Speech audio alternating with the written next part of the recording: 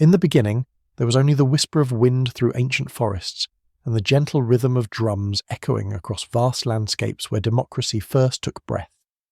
Long before marble columns rose or constitutions were penned, the seeds of self-governance scattered like autumn leaves across a continent that knew no kings. Here, beneath star-filled skies and around countless fires, voices gathered in circles of decision, where wisdom flowed not from crowns but from the collective heart of community. The very soil seemed to understand something profound about power shared rather than hoarded, about leadership earned rather than inherited. This is where the story begins, not in the halls of distant palaces, but in the sacred spaces where people first learned to govern themselves with voices raised in harmony rather than submission.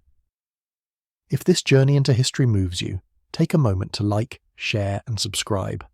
Let timeless stories find new hearts, just like yours. Long before European ships appeared on distant horizons, the vast continent that would one day be called America pulsed with the rhythms of democratic life. In villages scattered like constellations across endless landscapes, indigenous peoples had already discovered something remarkable about the nature of power, that it could be shared, debated, and guided by the wisdom of many rather than the will of one. The Haudenosaunee, known to later generations as the Iroquois, gathered in councils where words carried the weight of careful thought and deeper listening. Their longhouses stood like wooden cathedrals in clearings where democracy took its earliest American form.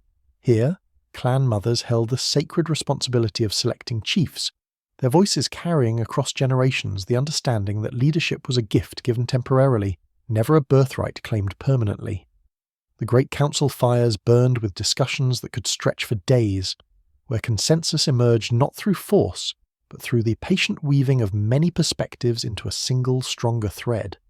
In these circles, speakers held wampum belts, whose intricate patterns told stories older than memory, each bead a reminder that decisions made today would echo through 7 generations yet unborn.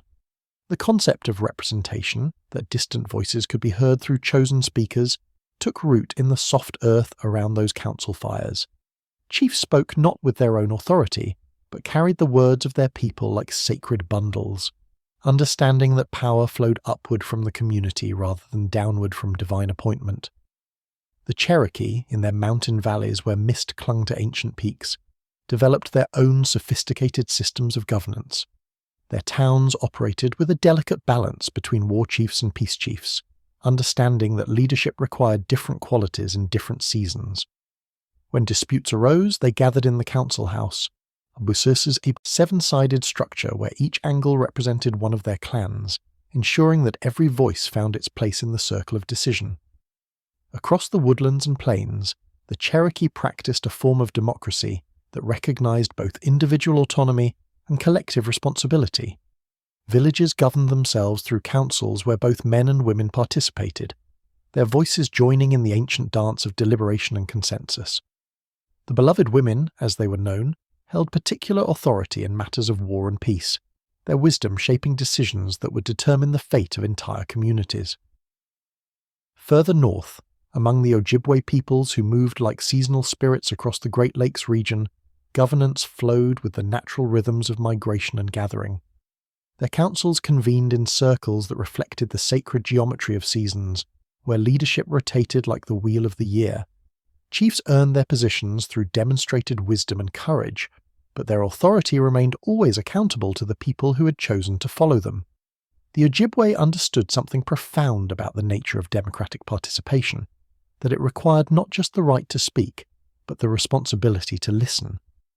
In their councils, speakers often began with offerings of tobacco, sending their words up with the smoke to ensure they carried not just personal opinion, but deeper truth.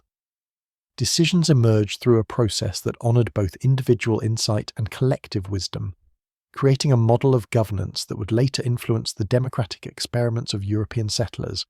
In the southeastern woodlands, the Creek Confederacy demonstrated another approach to democratic organization. Their towns maintained independence while participating in a larger alliance, sharing resources and coordinating responses to common challenges. This early form of federalism showed how diverse communities could unite while preserving their local autonomy, a principle that would later echo through the constitutional debates of a young republic.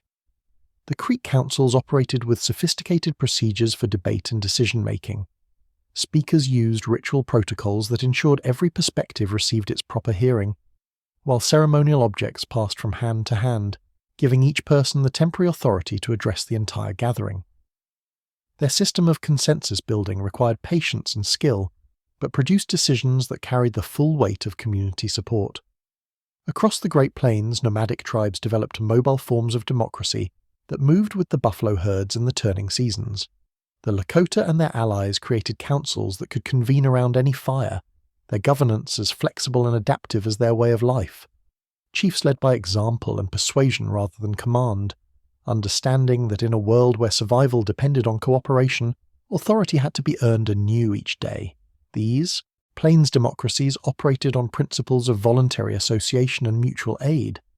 Bands formed and reformed based on kinship, friendship, and shared purpose, with individuals free to transfer their allegiance when circumstances changed. This fluidity created a robust system that could adapt to changing conditions while maintaining the essential bonds of community and mutual support. The Pueblo peoples of the Southwest, in their ancient settlements perched on mesas and nestled in canyons, developed perhaps the most enduring forms of indigenous democracy. Their governance systems, rooted in ceremonial cycles and clan relationships, operated with a complexity that balanced secular and sacred authority. Village councils made decisions through elaborate consultations that could involve multiple levels of leadership, from clan elders to ceremonial officials. In these adobe communities, democracy took on an almost architectural quality, with governance structures as carefully constructed as the buildings themselves. Religious societies shared authority with civil leaders, creating a system of checks and balances that prevented any single individual or group from accumulating too much power. Decisions required the consent of multiple councils, ensuring that important choices reflected the will of the entire community. The Pacific Northwest coastal peoples, surrounded by forests of towering cedars and waters teeming with salmon, created democracies that reflected the abundance of their environment. Potlatch ceremonies became occasions for political discourse as well as economic exchange, where chiefs demonstrated their authority not through accumulation, but through the generous distribution of wealth. These coastal democracies operated on principles of reciprocity and redistribution that challenged later European assumptions about property and power. Leaders gained status by giving away their possessions, understanding that true authority came from the ability to create and share abundance rather than hoard it. Their councils balanced individual achievement with collective welfare, creating societies that were both hierarchical and egalitarian. Throughout these diverse indigenous societies, certain democratic principles appeared again and again like recurring melodies in a vast symphony. The idea that leadership should be accountable to the people, that decisions should emerge through discussion and consensus rather than decree, that power should be balanced among different groups and individuals, these concepts took root in American soil centuries before European political philosophers began writing about them. The indigenous understanding of representation differed significantly from later European models. Rather than delegates sent to distant capitals, indigenous representatives often carried the literal voices of their people, sometimes required to return home for consultation before major decisions. This created a more direct form of democracy, where the gap between governed and government remained always narrow and bridgeable. Women played crucial roles in many of these democratic systems, their voices carrying special authority in matters of peace, diplomacy, and resource management. The clan mothers of the Iroquois could depose chiefs who failed to serve their people well, while Cherokee beloved women influenced decisions about war and peace. This inclusion of women's perspectives created a more complete form of representation than would later characterize early American democracy. The indigenous concept of time also shaped their democratic practices. Decisions were made not just for immediate benefit, but with consideration for their impact 7 generations into the future.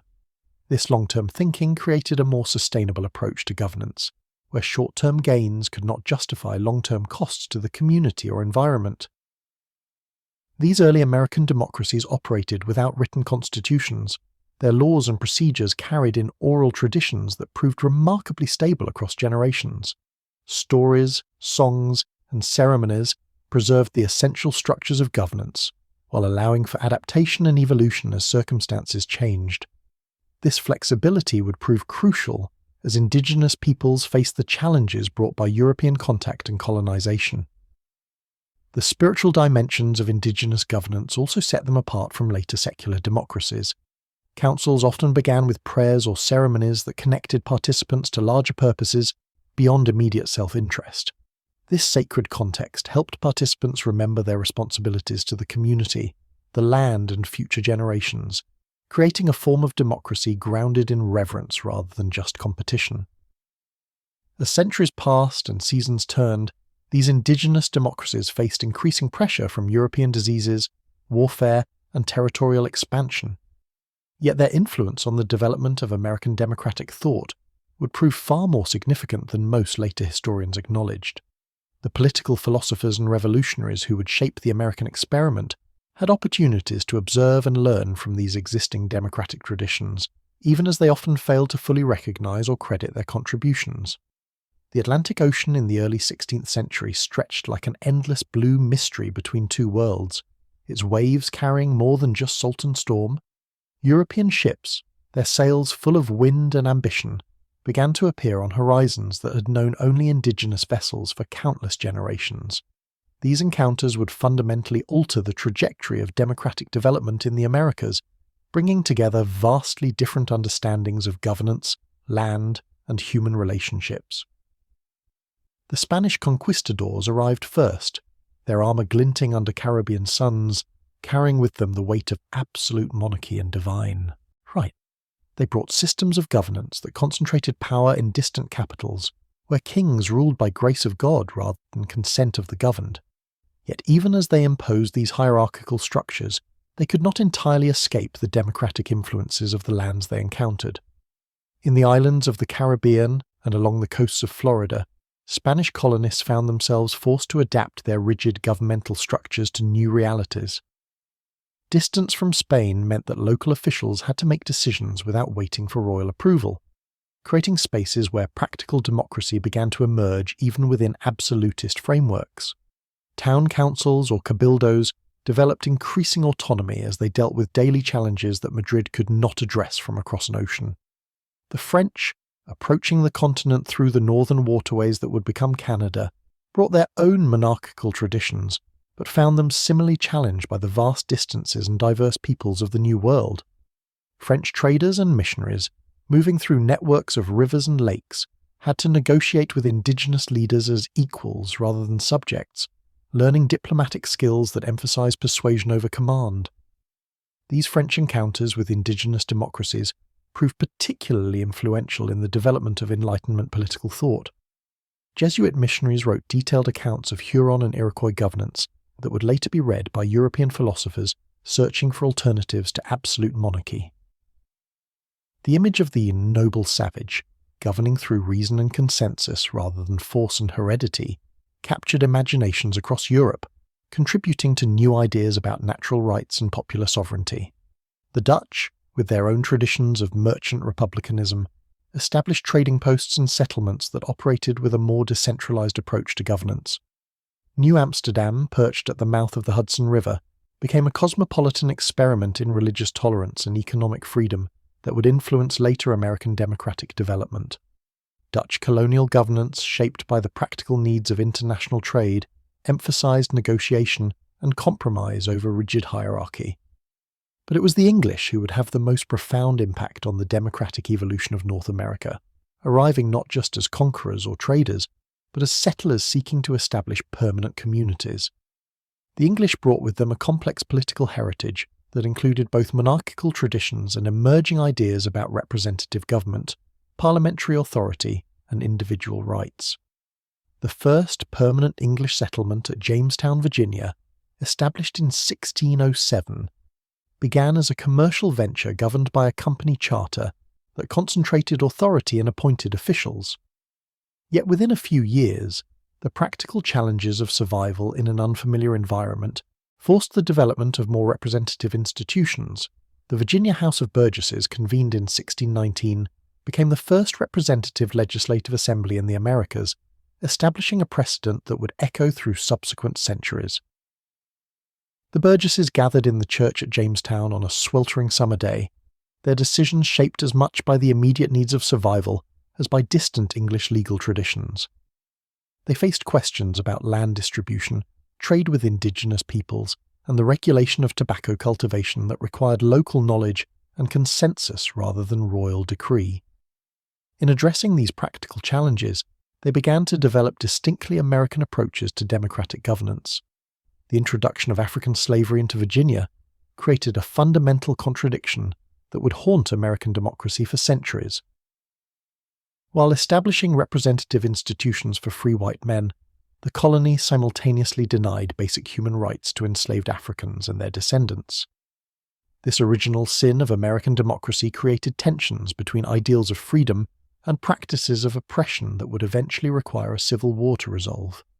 Meanwhile, further north, another group of English settlers prepared for a very different colonial experiment.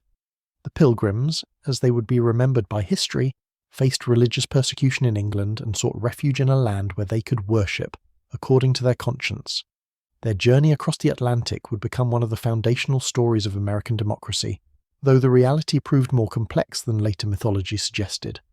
The Mayflower, crowded with families seeking religious freedom, encountered unexpected challenges when storms drove them north of their intended destination in Virginia.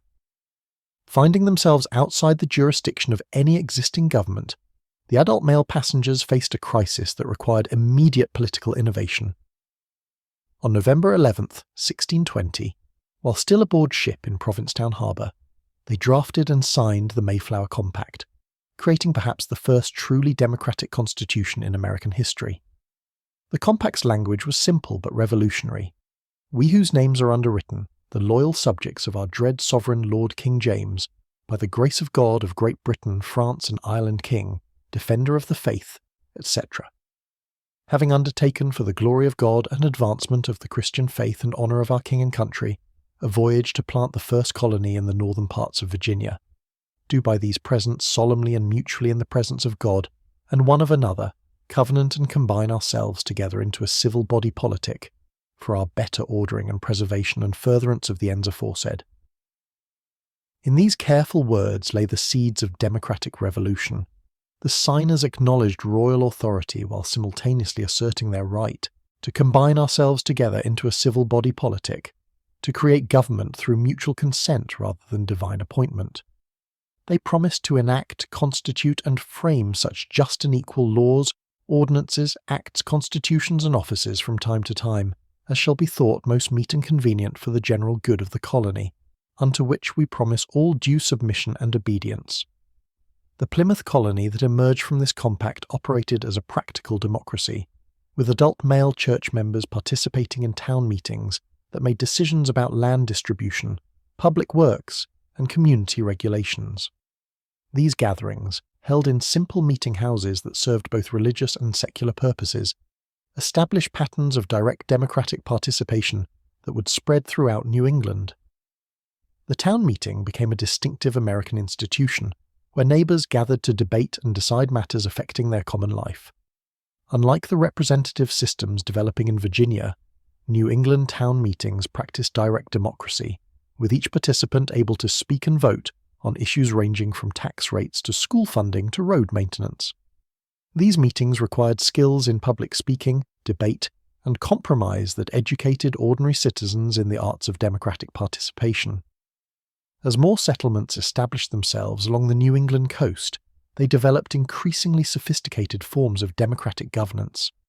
The Massachusetts Bay Colony, founded by Puritans seeking to create a city upon a hill, established a general court that combined legislative and judicial functions. Though initially limited to church members, this body created precedents for representative government that would influence later constitutional development. The Puritan understanding of covenant theology contributed significantly to American democratic thought. Their belief that God's people entered into voluntary agreements with both divine and human authority provided a theological foundation for the social contract theory that would later influence revolutionary political thought. The idea that government should be based on the consent of the governed found religious as well as philosophical support in Puritan communities. Roger Williams, the founder of Rhode Island, pushed these democratic ideas even further. Banished from Massachusetts for his radical views on religious tolerance and indigenous rights, Williams established Providence Plantation as an experiment in complete religious freedom and democratic governance. Rhode Island's charter guaranteed liberty of conscience to all residents, creating the first government in history to separate church and state completely.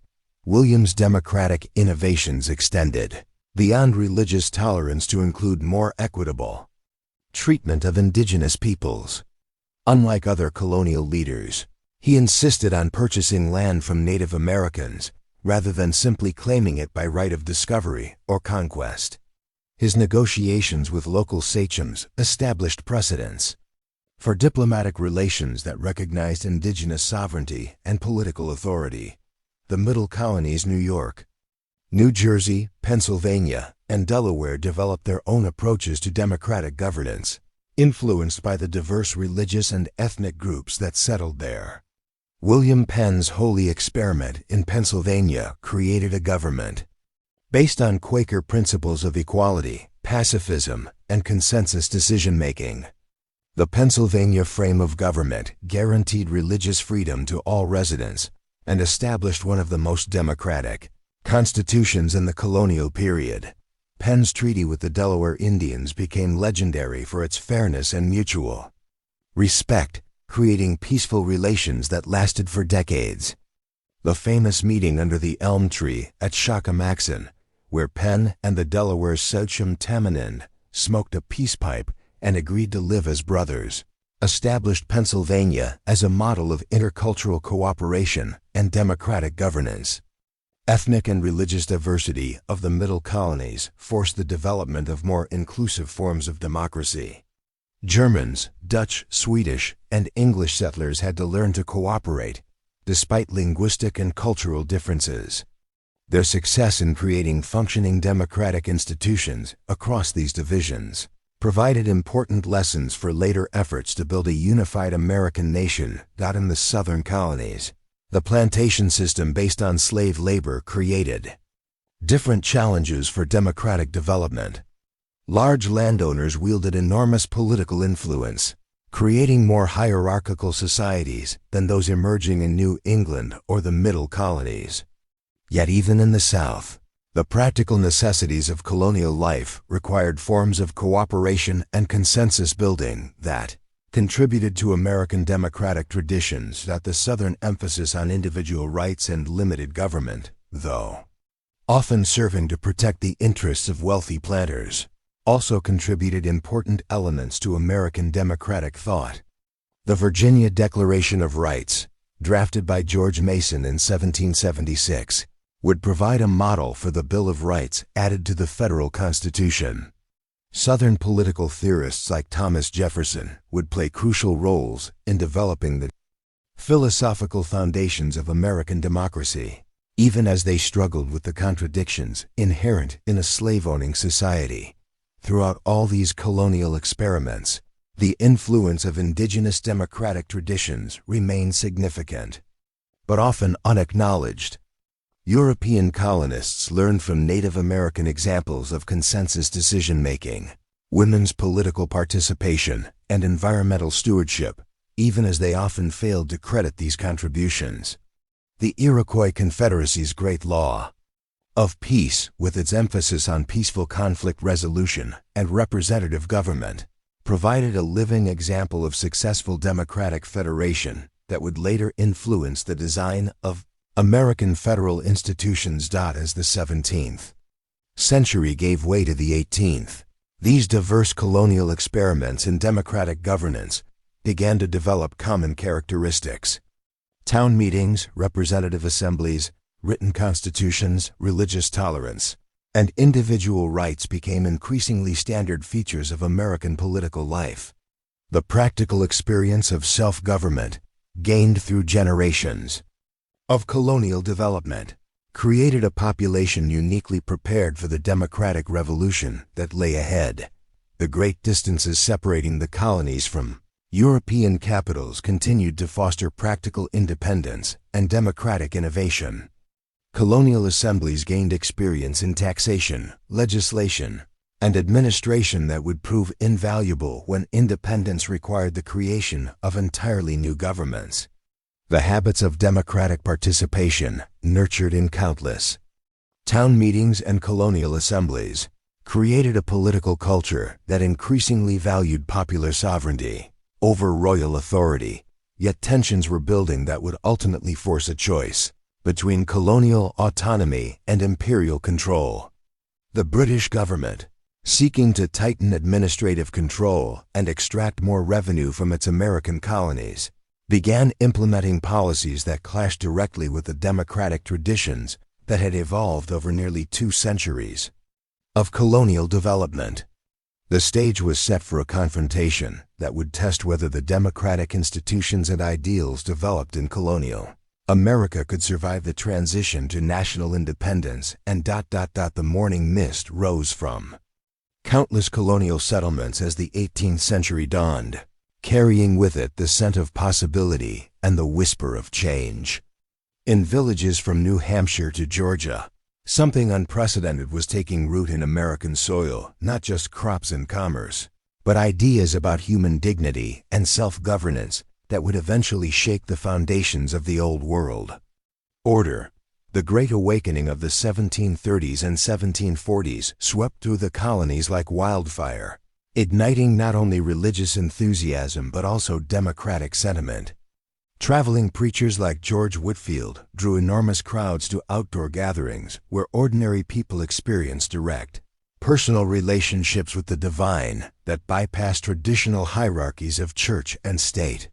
When a farmer or craftsman could claim divine inspiration equal to that of any bishop or king, the very foundations of inherited authority began to crumble. Jonathan Edwards, the brilliant theologian whose sermons could reduce congregations to tears, preached a form of Calvinism that emphasized individual responsibility and choice. His famous sermon, "Sinners in the Hands of an Angry God," terrified listeners with visions of eternal punishment, but it also empowered them with the knowledge that their salvation lay in their own hands, rather than in the intercession of priests or the favor of earthly rulers.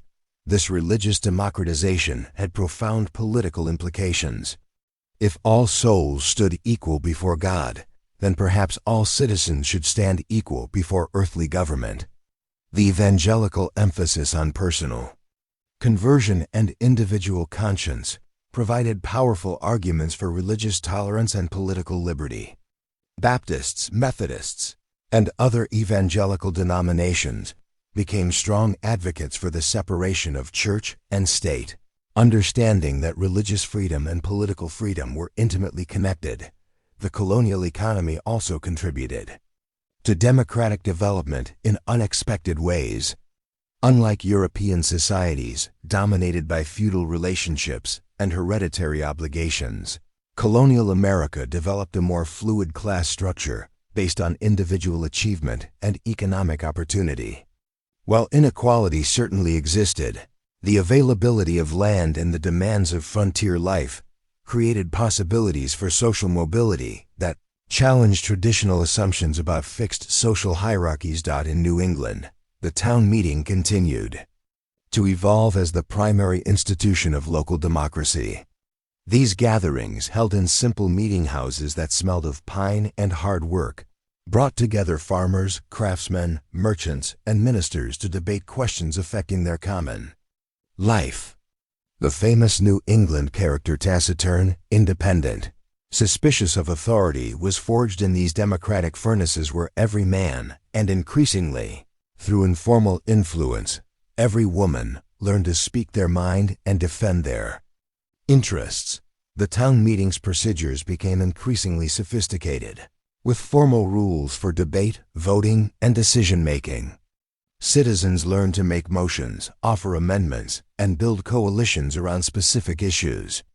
These skills, practiced year after year in thousands of small communities, created a population uniquely prepared for more complex forms of democratic participation. When larger political challenges arose, the middle colonies continued to serve as laboratories for religious and ethnic diversity. In Pennsylvania, William Penn's vision of peaceful coexistence faced practical tests as waves of German immigrants, Scots-Irish settlers, and other groups arrived seeking economic opportunity and religious freedom. The challenge of governing such a diverse population required constant negotiation and compromise, skills that would prove essential in building a unified American nation. Franklin's civic projects in Philadelphia, the library, fire company, academy, and hospital showed how voluntary association could accomplish public goals without relying on governmental coercion or aristocratic patronage. His success in organizing these institutions provided a model for democratic citizenship that emphasized individual initiative and collective responsibility. The voluntary associations he helped create became crucial training grounds for democratic participation, teaching ordinary citizens how to work together for common purposes. The Colonial press, led by pioneering editors like Franklin and others, played an increasingly important role in democratic development. Newspapers, though still limited in circulation and often partisan in perspective, began to create shared spaces for public debate and political discussion. The Zenner trial of 1735, in which a New York editor was acquitted of seditious libel for criticizing the colonial governor, established important precedents for freedom of the press that would later be enshrined in the First Amendment. Colonial colleges, beginning with Harvard and expanding to include Yale, Princeton, and others, created an increasingly educated citizenry capable of sophisticated political thought. While still serving primarily the sons of elite families, these institutions gradually expanded access to higher education and promoted ideals of intellectual freedom that supported democratic values. The curricula, heavily influenced by Enlightenment philosophy, exposed students to new ideas about natural rights, social contracts, and representative government. The French and Indian War, 1754 to 1763, marked a crucial turning point in the development of American democratic consciousness. For the first time, colonists from different regions worked together for common purposes, serving in military units that brought together men from Massachusetts and Virginia, Pennsylvania, and South Carolina. This shared experience created bonds of mutual respect and understanding that would prove crucial in later efforts to build a unified American nation. The war also demonstrated both the potential and the limitations of British imperial government. Colonial assemblies gained experience in military logistics, taxation, and intercolonial cooperation that increased their confidence in their own governing abilities.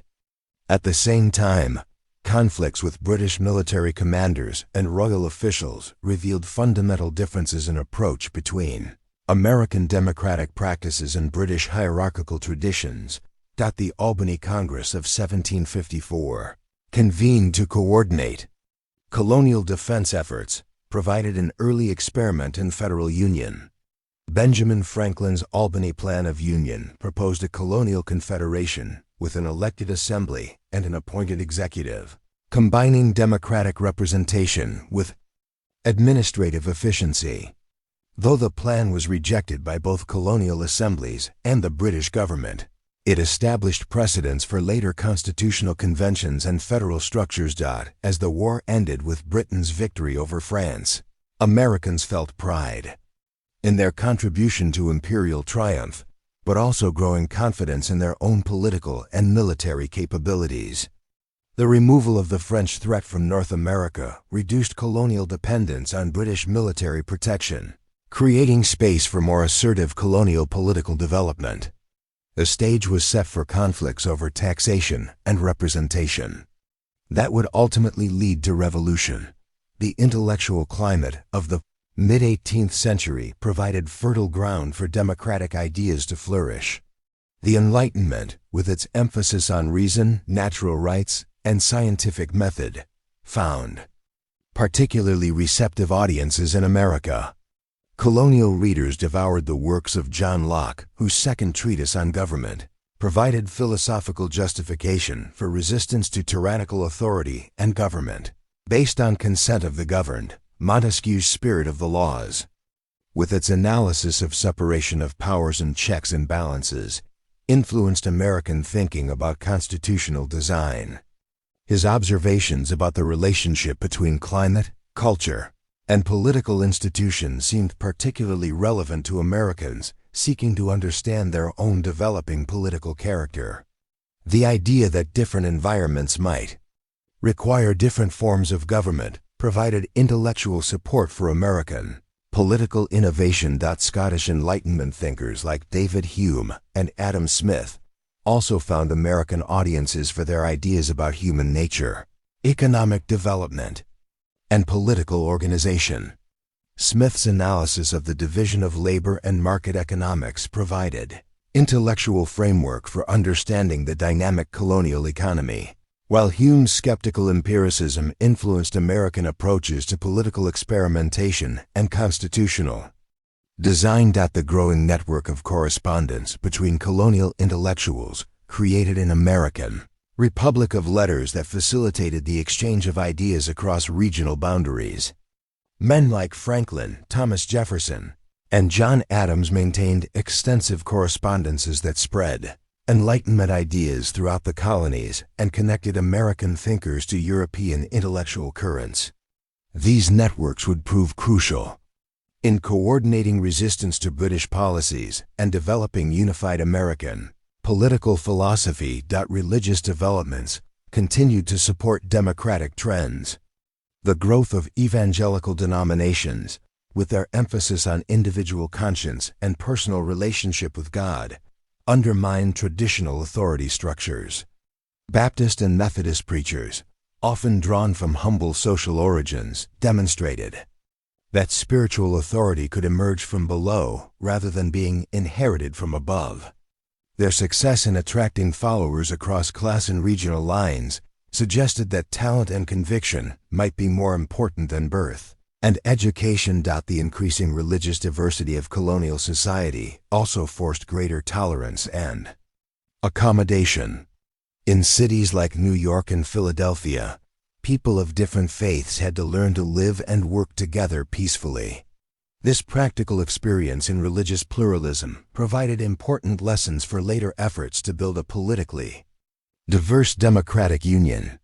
The realization that society could function successfully despite religious differences challenged assumptions about the need for uniform belief and practice.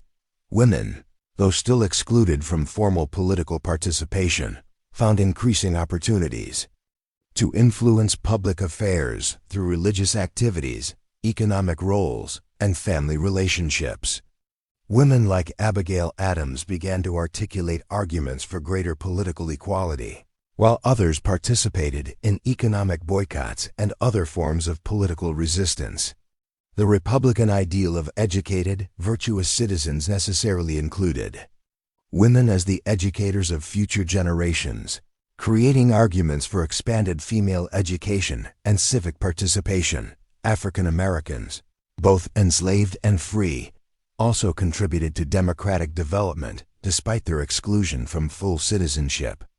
Free black communities in cities like New York and Philadelphia created their own institutions and developed their own leaders, providing examples of successful self-governance that challenged racist assumptions about African capabilities.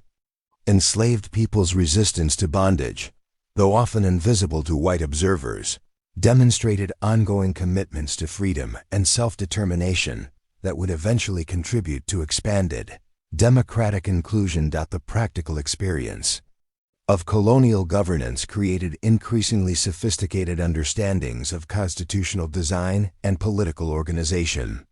Colonial assemblies developed complex procedures for legislation, taxation, and administration that provided models for later state and federal governments. The tension between colonial assemblies and royal governors created ongoing debates about executive power, legislative authority, and constitutional limitations that would influence later American constitutional development. As the 1760s dawned, These diverse threads of democratic development were beginning to weave together into a distinctly American political fabric. The practical experience of self-governance, the intellectual framework provided by Enlightenment philosophy, the social changes wrought by religious revival and economic development, and the growing sense of American identity forged through common experiences were creating conditions for a democratic revolution that would transform not just America but the entire world. The seeds planted in colonial soil were beginning to sprout, pushing upward toward a light that would soon break through the clouds of imperial control and illuminate possibilities for human freedom that had never before been tested on such a scale. The quiet revolution in hearts and minds was nearly complete. Soon it would burst forth in dramatic events that would capture the attention of the world and begin the great American experiment in democratic self-government that continues to this day. The morning mist rose from the harbor. As ships carried more than cargo, they carried the seeds of revolution in human consciousness itself. Each vessel that touched these shores brought not merely goods and passengers, but fragments of a grand experiment that would reshape the very meaning of governance. In the quiet halls of colonial assemblies, a peculiar phenomenon began to unfold. Men who had crossed an ocean carrying the traditions of monarchy found themselves crafting something entirely new. Representative bodies that answered not to distant crowns but to the immediate needs of their communities. The Virginia House of Burgesses, established in 1619, became the first legislative assembly in the New World, its members gathering in Jamestown's crude wooden structures to debate matters that would have been the exclusive domain of kings and nobles in the old country. The very act of representation took on new meaning in these vast territories. In England, a member of Parliament might represent constituencies he had never seen. But in Virginia, Massachusetts, and the other colonies, representatives walked the same muddy streets as their constituents, faced the same harsh winters, and shared the same uncertainties about survival in an untamed land. This proximity bred a different kind of accountability, one rooted in shared experience rather than abstract loyalty. Massachusetts Bay Colony developed its own unique approach to governance, one deeply influenced by Puritan beliefs in covenant and community. The Massachusetts General Court, originally conceived as a commercial board of directors, evolved into something far more democratic than its English counterparts. Freemen, those who owned property and belonged to the church, gathered in town meetings that would become the cornerstone of New England democracy. In these assemblies, voices that would never have been heard in the hierarchical society of Old England found expression. The town meeting represented democracy in its most direct form. Citizens gathered in meeting houses, often the same buildings where they worshipped, to debate local issues with a directness that would have scandalized European courts. Here, a farmer could challenge a merchant, a blacksmith could propose legislation, and decisions were made by majority vote rather than royal decree.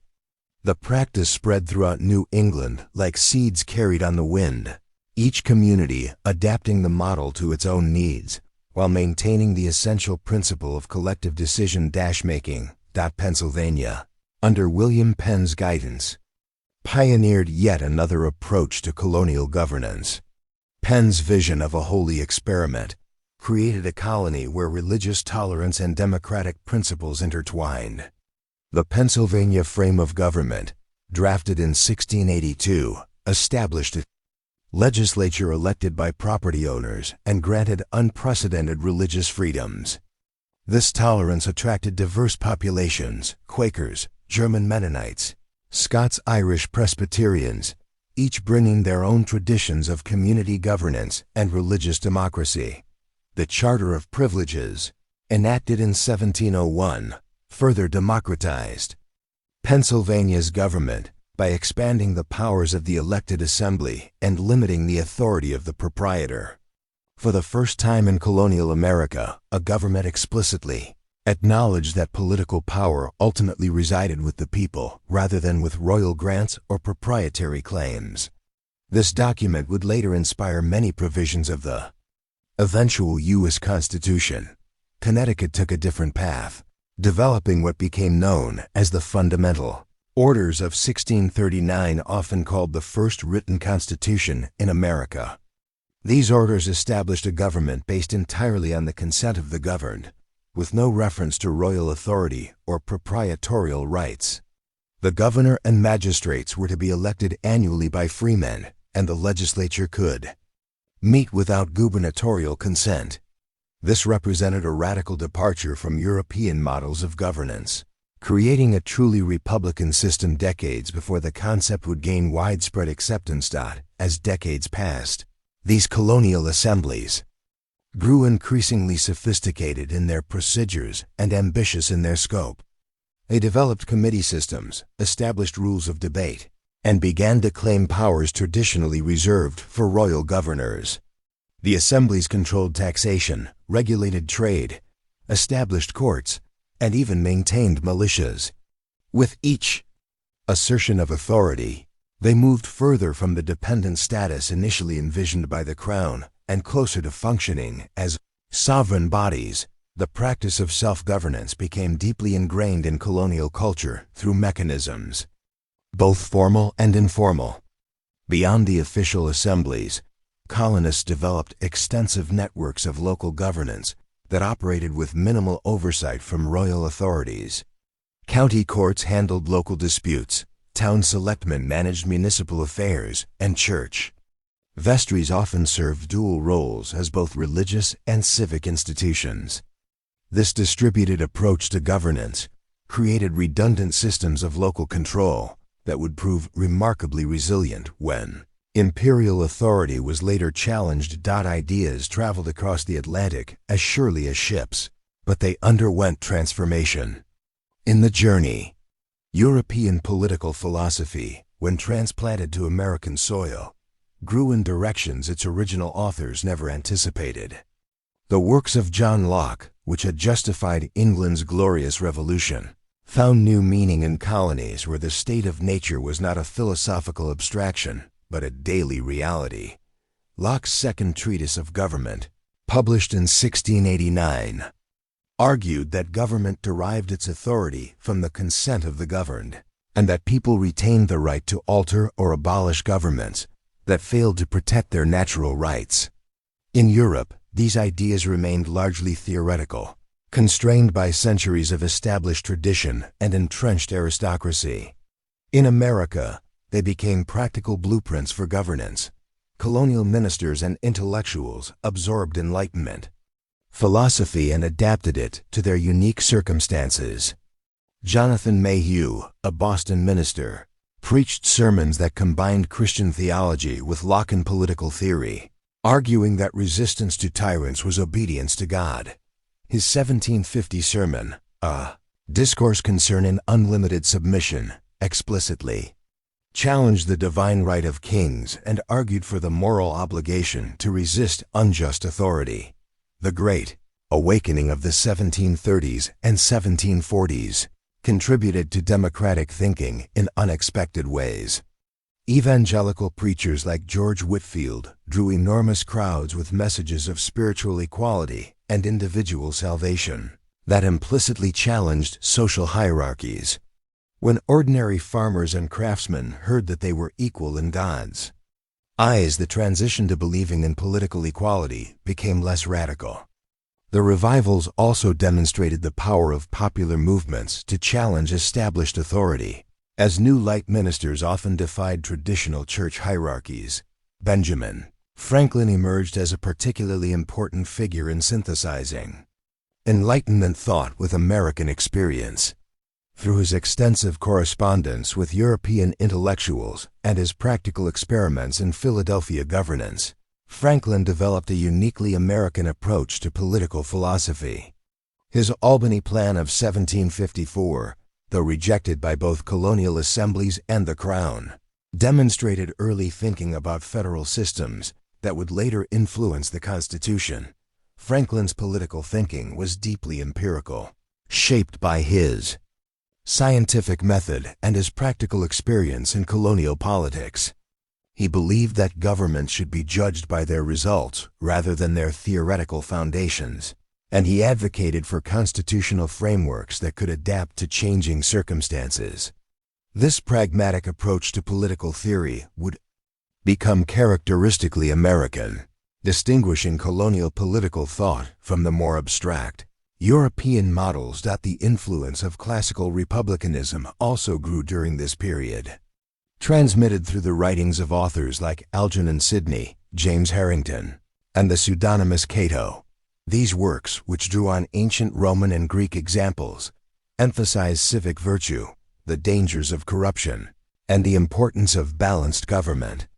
Colonial newspapers regularly reprinted Cato's letters, and educated colonists quoted Cicero and Tacitus in their political writings. This classical influence created a political vocabulary that emphasized liberty, virtue, and the common good over individual rights and interests.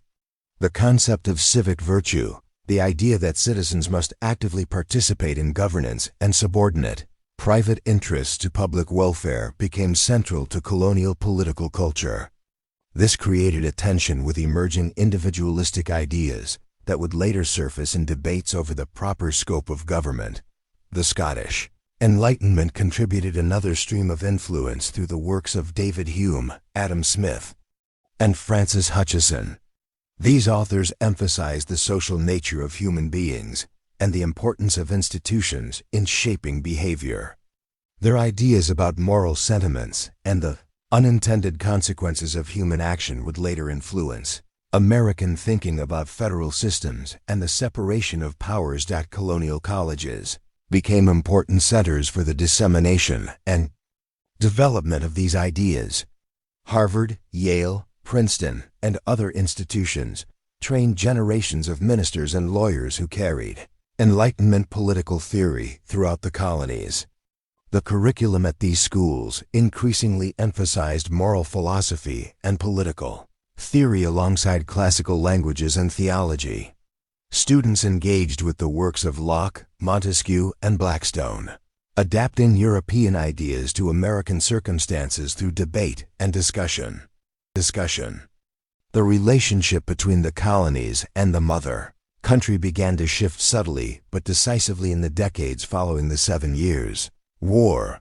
What had been a relatively loose imperial system, characterized by salutary neglect and colonial self-governance, gave way to more assertive British control. This transformation created friction at every level of colonial society, from the merchant houses of Boston to the frontier settlements of Virginia. The Sugar Act of 1764 marked the frontier settlements of Virginia. The Sugar Act of 1764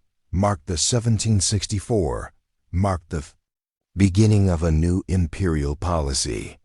Unlike previous trade regulations, which were primarily intended to regulate commerce within the empire, the Sugar Act was explicitly designed to raise revenue from the colonies.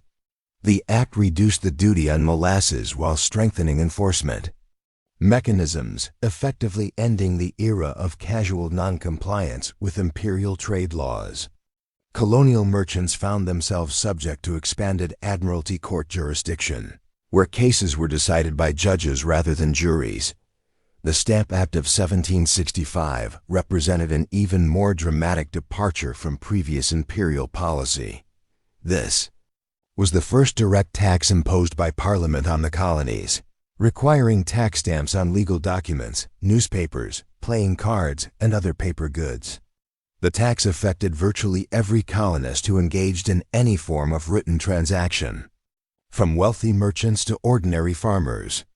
More importantly, it established the principle that Parliament could tax the colonies directly rather than merely regulating their trade.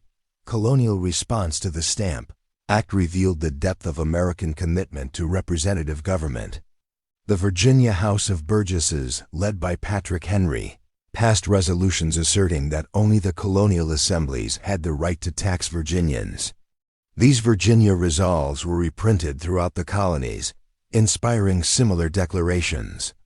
In other assemblies, The phrase, "no taxation without representation," emerged not as a slogan, but as a constitutional principle derived from centuries of English legal tradition. The Stamp Act Congress, which convened in New York in October 1765, demonstrated the colony's capacity for unified action. 9 colonies sent delegates to this unprecedented intercolonial gathering, which drafted a declaration of rights and grievances asserting that Parliament lacked authority to tax the colonies. The Congress claimed the same rights for American colonists that English subjects enjoyed, including the right to be taxed only by their own representatives. Popular resistance to the Stamp Act took forms that would become characteristic of American revolutionary activity. The Sons of Liberty organized throughout the colonies, coordinating resistance through committees of correspondence and public demonstrations. These groups combined legal protest with more militant action, including the intimidation of stamp distributors and the destruction of stamps. The movement demonstrated the power of popular organization while maintaining a focus on constitutional principles rather than mere economic grievance. The boycott of British goods that accompanied resistance to the Stamp Act revealed another dimension of colonial political development. Non-importation agreements required extensive coordination among merchants and consumers, creating networks of political organization that transcended traditional boundaries of class and region. Women played a crucial role in these boycotts, making them a form of political participation that extended beyond the formal political system. Parliament's repeal of the Stamp Act in 1766 seemed to vindicate colonial resistance, but the accompanying Declaratory Act asserted Parliament's authority to legislate for the colonies in all cases whatsoever. This created a fundamental constitutional conflict that could not be resolved through compromise. The colonies increasingly viewed themselves as possessing the same rights of self-governance as English subjects, while Parliament insisted on its supremacy over all imperial territories. The Townshend Acts of 1767 renewed the conflict by imposing duties on glass, lead, paint, paper, and tea imported into the colonies. These acts also established a board of customs commissioners in Boston and authorized writs of assistance for customs searches. The colonial response was swift and coordinated, with non-importation agreements spreading throughout the colonies and resistance becoming increasingly organized. The Boston Massacre of 1770 transformed abstract constitutional disputes into visceral, emotional conflicts. When British soldiers fired into a crowd of protesters, killing 5 colonists, the incident became a powerful symbol of imperial oppression. Paul Revere's engraving of the massacre, widely distributed throughout the colonies, depicted British soldiers deliberately firing on peaceful citizens. The subsequent trial of the soldiers, defended by John Adams, demonstrated colonial commitment to legal procedures even in the face of popular outrage.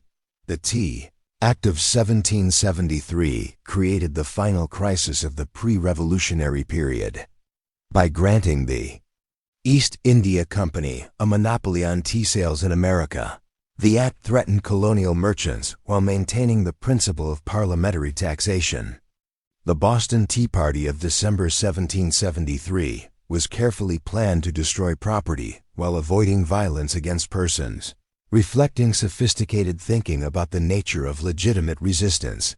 The Coercive Acts of 1774, known in America as the Intolerable Acts, represented Parliament's attempt to isolate and punish Massachusetts for the Tea Party. These acts closed Boston Harbor, revoked Massachusetts' charter, expanded the Quartering Act, and allowed British officials accused of crimes to be tried in England. Rather than isolating Massachusetts, however, these measures convinced colonists throughout America that parliamentary authority posed a threat to all colonial liberties. The Quebec Act, passed simultaneously with the Coercive Acts, further alarmed colonists by establishing Catholic government in Quebec and extending Quebec's boundaries south to the Ohio River.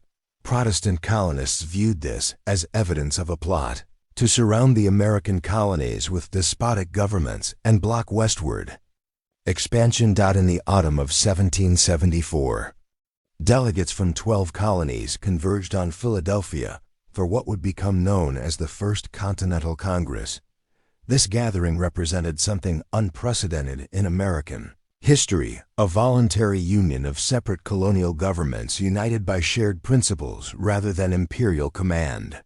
The Congress emerged from the network of committees of correspondence that had coordinated resistance to British policies, but it quickly evolved into something far more significant than a protest organization. The delegates who assembled in Carpenter's Hall brought with them decades of experience in colonial governance and a sophisticated understanding of constitutional law. Peyton Randolph of Virginia, who was chosen as president, had served in the House of Burgesses for over 2 decades. John Adams of Massachusetts brought extensive legal knowledge and experience in resistance organization. Joseph Galloway of Pennsylvania offered a more moderate perspective. Still hoping for reconciliation within the empire, the Congress faced the fundamental question of what authority, if any, Parliament possessed over the colonies. The Declaration and resolves adopted by the Congress attempted to find middle ground by acknowledging Parliament's authority to regulate imperial trade, while denying its power to tax the colonies or interfere with their internal governance. This distinction proved difficult to maintain in practice, as trade regulation and taxation were often inseparable. More significant than any specific resolution was the Congress's demonstration that the colonies could act in unity without sacrificing their individual identities. The delegates developed procedures for debate and decision-making that balanced the equality of the colonies with the practical need for effective action. Each colony received 1 vote regardless of its size or population, establishing a principle of state equality that would later influence the Articles of Confederation and the Constitution. The Continental Association, adopted by the Congress, created the most comprehensive and effective boycott in colonial history. The association established a complete ban on British imports beginning December 1, 1774, and threatened a ban on exports to Britain if grievances were not addressed by September 1775. More importantly, the association created enforcement mechanisms through local committees that effectively established parallel governments throughout the colonies. These committees of inspection and observation became the foundation of revolutionary government in America, operating under the authority of the Continental Congress rather than colonial assemblies. They represented a new form of legitimacy based on popular consent rather than imperial charter. The committees enforced the boycott, identified loyalists, and gradually assumed many functions of civil government as royal authority collapsed. The success of the association demonstrated that Americans could create effective institutions through voluntary cooperation rather than imperial command. Local committees communicated with each other and with the Continental Congress through an elaborate network that functioned more effectively than many formal governments. This experience provided crucial training in self-governance and proved that union was practical as well as principled. When the Second Continental Congress convened in May 1775, the situation had changed dramatically. The battles of Lexington and Concord had transformed political resistance into military conflict, forcing the Congress to assume responsibilities for which it had no clear authority. The delegates found themselves governing a war effort while maintaining that they sought reconciliation with Britain. The decision to create a Continental Army and appoint George Washington as Commander-in-Chief represented a crucial step toward independence. By taking responsibility for military forces that had been raised by individual colonies, the Congress asserted a national authority that went far beyond its original mandate. Washington's appointment was particularly significant because it demonstrated intercolonial unity by placing a Virginia planter in command of an army that was predominantly from New England. The Congress's efforts to reconcile with Britain reached their climax with the Olive Branch Petition of July 1775. This document, drafted by John Dickinson, appealed directly to King George III over the heads of Parliament and ministers. The petition acknowledged the king as sovereign while rejecting parliamentary authority, hoping to restore the constitutional relationship that had existed before 1763, when the king refused to receive the petition and instead declared the colonies in rebellion. The last hopes for reconciliation within the empire were effectively ended. Thomas Paine's Common Sense, published in January 1776, crystallized American thinking about independence and republicanism. Paine's pamphlet combined philosophical arguments against monarchy with practical arguments for American independence. His clear, accessible prose reached a wider audience than previous political writings, and his arguments resonated with colonists who had been moving toward independence but needed intellectual justification for such a radical step. Paine's attack on monarchy itself was particularly important in shifting American political thought. Rather than merely criticizing particular kings or ministers, Paine argued that monarchy as an institution was incompatible with natural law and human equality. This argument made independence seem not just practical, but morally necessary, transforming the conflict from a dispute about rights within the empire to a struggle between fundamentally different forms of government. The movement toward independence accelerated rapidly in the spring of 1776, as individual colonies began instructing their delegates to support independence. Virginia's instruction to its delegates, drafted by Richard Henry Lee, authorized them to propose independence to the Continental Congress. Lee's resolution, introduced on June 7, 1776, declared that these united colonies are and of right ought to be free and independent states. The appointment of a committee to draft a Declaration of Independence marked the final stage of the movement toward separation from Britain. Thomas Jefferson, chosen as the primary author, drew on decades of American political thinking and resistance literature to create a document that justified independence on the basis of universal principles rather than merely colonial grievances.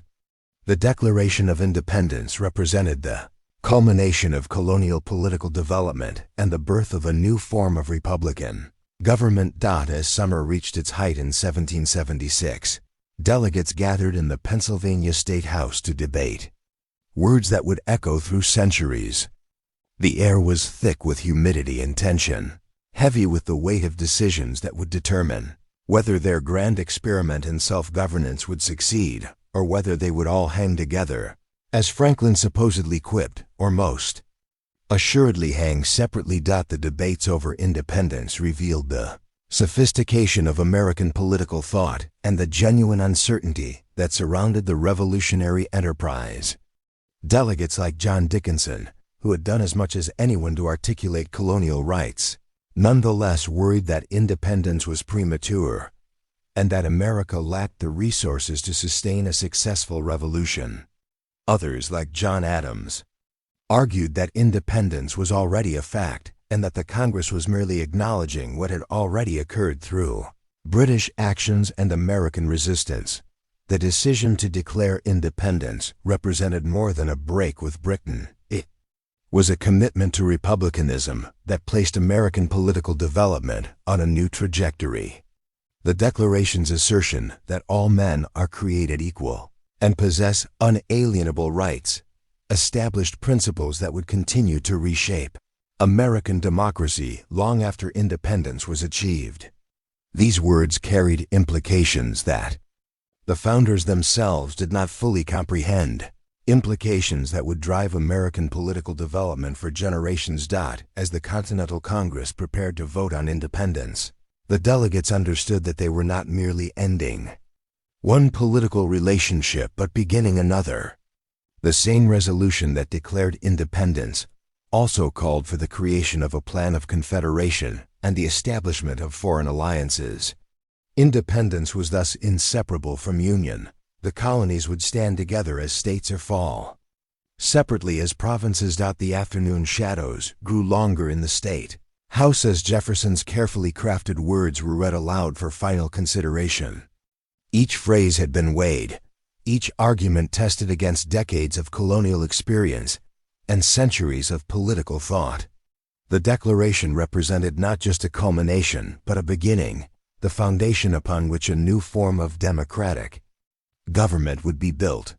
In the hushed chamber, as voices rose and fell in final debate, the future of human liberty hung in the balance, waiting for the courage to transform ideals into ... The threads of discontent had been woven for decades. Each new policy from across the Atlantic, adding another strand to what would become the tapestry of revolution. In the quiet corners of taverns and the hushed halls of colonial assemblies, men spoke in careful whispers of rights that seemed as natural as breathing, yet as fragile as morning mist. The year 1775 arrived not with fanfare, but with the weight of inevitability settling over 13 colonies like snow covering familiar landscapes, transforming everything while leaving the essential shapes recognizable beneath. In Massachusetts, where Puritan meeting houses had long echoed with debates over community governance, the concept of resistance had evolved from spiritual rebellion against earthly authority to something far more tangible and dangerous. Samuel Adams moved through Boston like a shadow cast by conscience itself, his weathered hands carrying pamphlets that bore ideas more explosive than the gunpowder stored in hidden cellars throughout the city. The Sons of Liberty had become more than a secret society. They were the nervous system of a body politic learning to think for itself, sending signals through networks of correspondence that stretched from Salem to Savannah. The morning of April 19th dawned with an ordinary beauty that would forever contrast with the extraordinary events about to unfold. Dew clung to the grass on Lexington Green as British troops marched westward, their scarlet coats moving like a river of authority through the Massachusetts countryside. They sought weapons, powder, the material tools of rebellion. But what they encountered was something far more dangerous, the crystallization of an idea that had been forming in American minds for generations. Captain John Parker's words to his militiamen, "Stand your ground. Don't fire unless fired upon. But if they mean to have a war, let it begin here," carried the weight of 100 town meetings, 1,000 conversations around kitchen tables where families had debated the balance between loyalty and liberty. These were not professional soldiers facing the British regulars, but farmers and merchants, fathers and sons who had absorbed democratic thinking through the very air they breathed in their self-governing communities. The shot heard round the world echoed not just across the Atlantic, but forward through time, reverberating in the hearts of future generations who would struggle with the same fundamental question: how shall people govern themselves? The smoke that rose from that first volley carried with it the dreams of township democracy, the hopes of religious congregations who had practiced self-rule in spiritual matters, and the aspirations of colonial assemblies that had tasted the responsibility of making their own laws. As news of Lexington and Concord spread through the colonies, it traveled not through official channels, but through the informal networks that had already begun to unite 13 separate political entities into something approaching a unified voice. Church bells rang from steeple to steeple, carrying the message across valleys and rivers, while riders galloped through the night with dispatches that transformed distant events into local urgencies. The Second Continental Congress convened in Philadelphia like a gathering of streams forming a river, each delegation bringing the water of their own regional concerns to create something larger than the sum of its parts. The Pennsylvania State House where they met had been designed for the more modest business of colonial administration. Now it housed debates that would reshape the world's understanding of legitimate government. The appointment of George Washington as commander-in-chief represented more than military necessity. It was a symbolic recognition that this struggle was becoming something larger than a series of local rebellions. Washington himself understood the gravity of accepting leadership in what many still hoped might be reconciled without complete separation from Britain. His very presence at the head of an army transformed a collection of colonial militias into something approaching a national force. Through the long, brutal winter at Valley Forge, democracy was forged not in meeting halls, but in the shared suffering of men who had chosen to risk everything for an idea. The soldiers who left bloody footprints in the snow were not fighting for pay or plunder, but for the right to determine their own political destiny. Their endurance became a testament to the power of democratic ideals to sustain human hope even in the darkest circumstances. Martha Washington's arrival at Valley Forge brought more than comfort to her husband. It brought a reminder of the domestic foundations upon which democratic society rested. The wives and mothers who supported the revolutionary cause understood that the struggle for political liberty was inseparable from the creation of a society where families could flourish under laws they had helped to create. As the war dragged on, year after bloody year, the initial enthusiasm for independence was tested against the harsh realities of creating a functioning government while simultaneously fighting for survival. State constitutions were drafted and redrafted, each representing an experiment in translating democratic theory into practical governance. Pennsylvania's Radical Constitution of 1776, with its unicameral legislature and weak executive, stood in stark contrast to the more conservative approach adopted by states like Massachusetts, where John Adams helped craft a document that would influence constitutional thinking for generations. The Articles of Confederation, hammered out amid the chaos of war, represented the first attempt to create a truly American form of government. The debates over ratification revealed the fundamental tension that would define American democracy: how to balance the need for effective governance with the fear of concentrated power that had driven the revolution in the first place. In the stifling heat of a Philadelphia summer, in a room where windows remained closed to ensure secrecy, 56 men affixed their signatures to a document that would transform the nature of political discourse throughout the world. The Declaration of Independence was more than a statement of separation. It was a philosophical manifesto that redefined the relationship between government and the governed. Thomas Jefferson, chosen to draft the Declaration for reasons as much practical as philosophical, spent 17 days in his rented rooms, crafting words that would outlive empires. His quill pen moved across the paper like a paintbrush, creating a portrait of human dignity, each sentence building upon principles that had been developing in American political thought for over a century. We hold these truths to be self-evident: that all men are created equal, that they are endowed by their Creator with certain unalienable rights, that among these are life, liberty, and the pursuit of happiness. These words, flowing from Jefferson's pen in the early hours of June morning, crystallized ideas that had been whispered in Puritan meeting houses, debated in Quaker assemblies, and refined in the minds of Enlightenment thinkers on both sides of the Atlantic. The Declaration's assertion that governments derive their just powers from the consent of the governed represented a complete inversion of traditional political thinking. Kings ruled by divine right. Parliaments held authority through ancient precedent. But this new American government would exist only because the people chose to create and sustain it. The implications of this idea would reverberate far beyond the 13 colonies, inspiring democratic movements from France to Latin America to the far corners of the world. Benjamin Franklin, his aged hands trembling slightly as he signed the document, understood perhaps better than anyone the audacity of what they were attempting. His long experience with colonial politics, his scientific mind that sought natural laws governing all phenomena, had prepared him to see the Declaration not as a revolutionary break with the past, but as the natural evolution of ideas that had been developing since the first colonial assembly had met in Virginia over a century and a half earlier.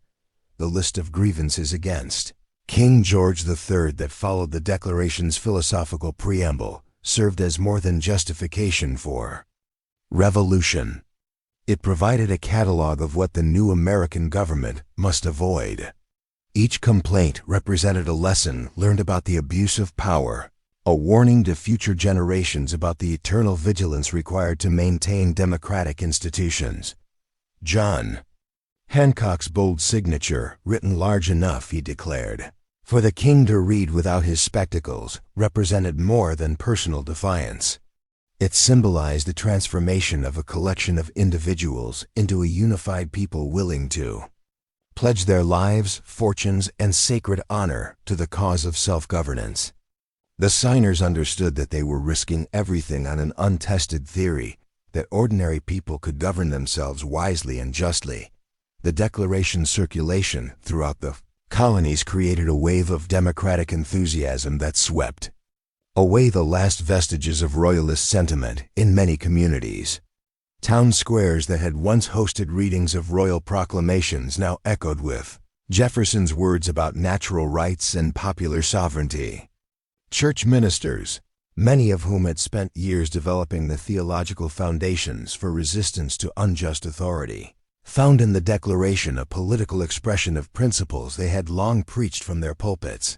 Yet even as crowds cheered the Declaration's reading, thoughtful Americans recognized the enormous challenges that lay ahead. The document proclaimed the equality of all men while slavery remained legal in every colony. It asserted the right to life, liberty, and the pursuit of happiness while denying basic political participation to women, Native Americans, and the poor. These contradictions would haunt American democracy for generations, requiring successive movements to expand the Declaration's promises to those initially excluded from its vision. The Declaration of Independence arrived in the world not as a completed blueprint for democratic government, but as a promissory note that future generations would be called upon to honor. Its words established principles that would serve as measuring sticks for American society, standards against which every law, every policy, every social arrangement could be judged. The Declaration created not just a new nation, but a new form of national identity based on adherence to democratic ideals rather than ethnic or religious uniformity. Victory in the Revolutionary War brought Americans face to face with a challenge perhaps more daunting than the conflict itself, proving that a government based on democratic principles could function effectively in a world dominated by monarchies and empires. The Articles of Confederation, crafted during the heat of revolutionary fervor, reflected the colonists' deep suspicion of centralized authority, creating a loose alliance of sovereign states rather than a true national government. Under the Articles, the Continental Congress possessed neither the power to tax nor the authority to regulate interstate commerce, leaving it dependent on voluntary contributions from states that were themselves struggling to establish stable governments. The result was a central government so weak that foreign observers questioned whether the United States would survive as an independent nation. Shays' rebellion in Massachusetts during the winter of 1786-87 brought these weaknesses into sharp focus. Daniel Shays, a veteran of the Revolutionary War, led a group of debt-ridden farmers in an uprising against state courts that were seizing property for unpaid taxes. The rebellion was eventually suppressed, but not before it had demonstrated the inability of the Confederation government to maintain domestic order. News of the rebellion reached George Washington at Mount Vernon like a cold wind carrying the scent of approaching winter.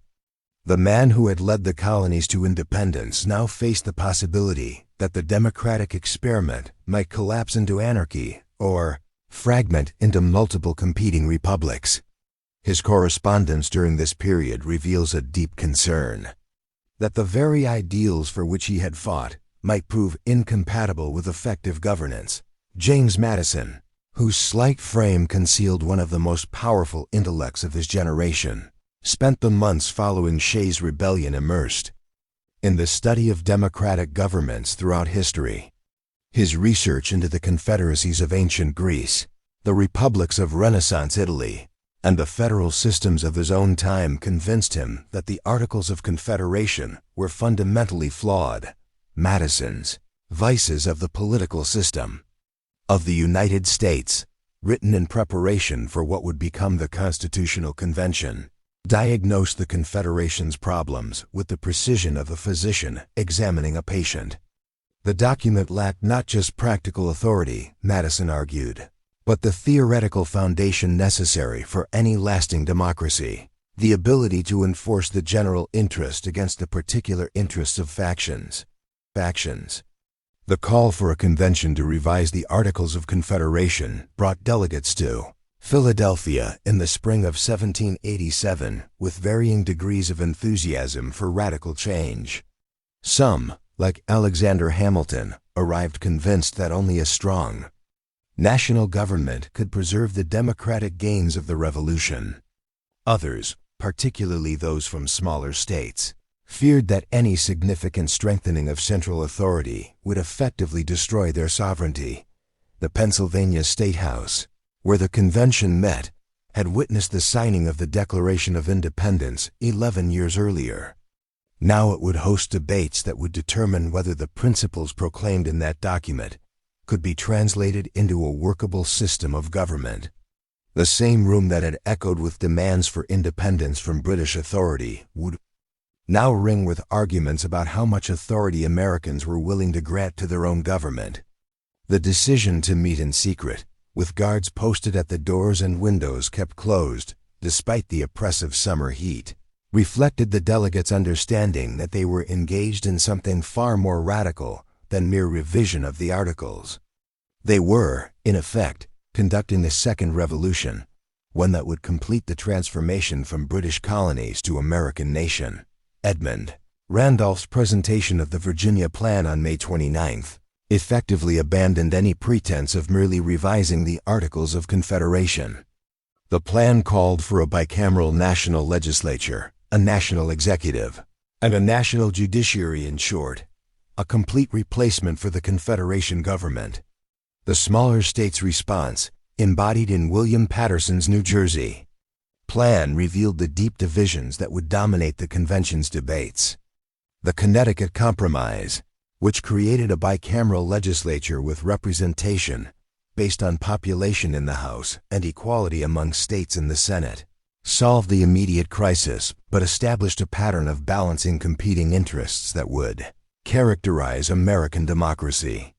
The compromise demonstrated that democratic government required not just majority rule, but mechanisms for protecting minority interests and ensuring broad participation in the governing process. As summer turned toward autumn, the delegates wrestled with questions that went to the heart of democratic theory. How much power should be granted to the people directly, and how much should be filtered through representative institutions? How could the government be made strong enough to govern effectively while remaining limited enough to preserve individual liberty? How could the Union be made more perfect while respecting the diversity of interests and values among the states? The Constitution that emerged from the Philadelphia Convention represented not a single vision of democratic government, but a complex synthesis of competing ideas forged through months of debate, compromise, and careful reasoning. The document's opening words, "We the people of the United States," proclaimed a revolutionary principle, that the authority of government flowed not from states or traditional sources of legitimacy, but from the collective will of the American people themselves. James Madison's masterwork, later known as the System of Checks and Balances, reflected his deep study of political theory and his intimate knowledge of human nature. Rather than assuming that elected officials would always act in the public interest, the Constitution institutionalized the expectation that power would be used for private advantage unless constrained by competing powers. Ambition must be made to counteract ambition, Madison wrote, creating a system where democratic accountability arose from the conflict between institutions rather than the virtue of individuals. The separation of powers between legislative, executive, and judicial branches represented more than an administrative convenience. It embodied a philosophical commitment to preventing the concentration of authority that had characterized European monarchies. Yet this division was not absolute. Instead, The Constitution created what scholars would later call a system of separated institutions sharing powers, where each branch possessed some ability to check the others, while remaining accountable to the people through different electoral mechanisms.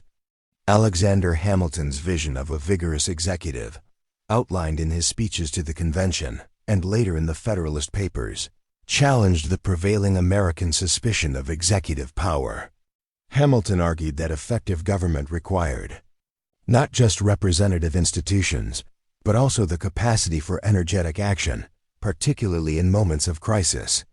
The presidency created by the Constitution represented a uniquely American attempt to reconcile democratic accountability with the need for decisive leadership.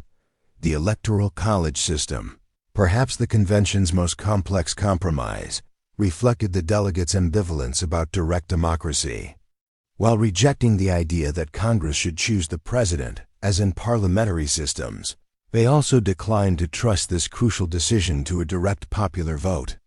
Instead, they created an intermediate body of electors chosen by each state, combining elements of federalism, representative democracy, and elite deliberation in a mechanism that satisfied no one completely but accommodated everyone sufficiently. The question of slavery haunted the convention like a shadow cast by the sun of liberty, revealing the gap between America's democratic ideals and its social realities. The 3/5 compromise, which counted enslaved persons as partial population, for purposes of representation while denying them any political rights, embodied the moral contradictions that would eventually tear the nation apart. Yet the delegates, focused on creating a union that could survive, chose to postpone this fundamental challenge to democratic principles rather than confront it directly. Roger Sherman of Connecticut, whose long experience in local government had taught him the importance of gradual change, advocated for provisions that would allow the Constitution to evolve over time. The amendment process outlined in Article 5 represented a careful balance between the need for stability and the recognition that democratic government must be capable of growth and adaptation. Too easy, and the Constitution would become a mere political football. Too difficult, and it would become a straitjacket preventing necessary reform. As September arrived and the convention neared its conclusion, the delegates faced the sobering reality that creating the Constitution was only the first step in establishing effective democratic government. The document would need to be ratified by at least 9 states, and then the new government would need to prove itself capable of governing a diverse nation spread across vast distances with limited means of communication and transportation.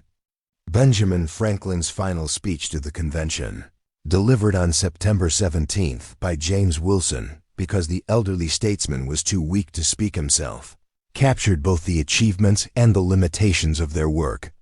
"I confess that I do not entirely approve of this Constitution," Franklin acknowledged, "but he supported it because I expect no better, and because I am not sure it is not the best."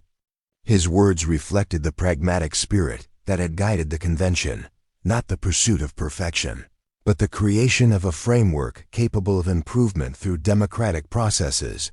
The signing ceremony itself was marked by a mixture of pride and apprehension.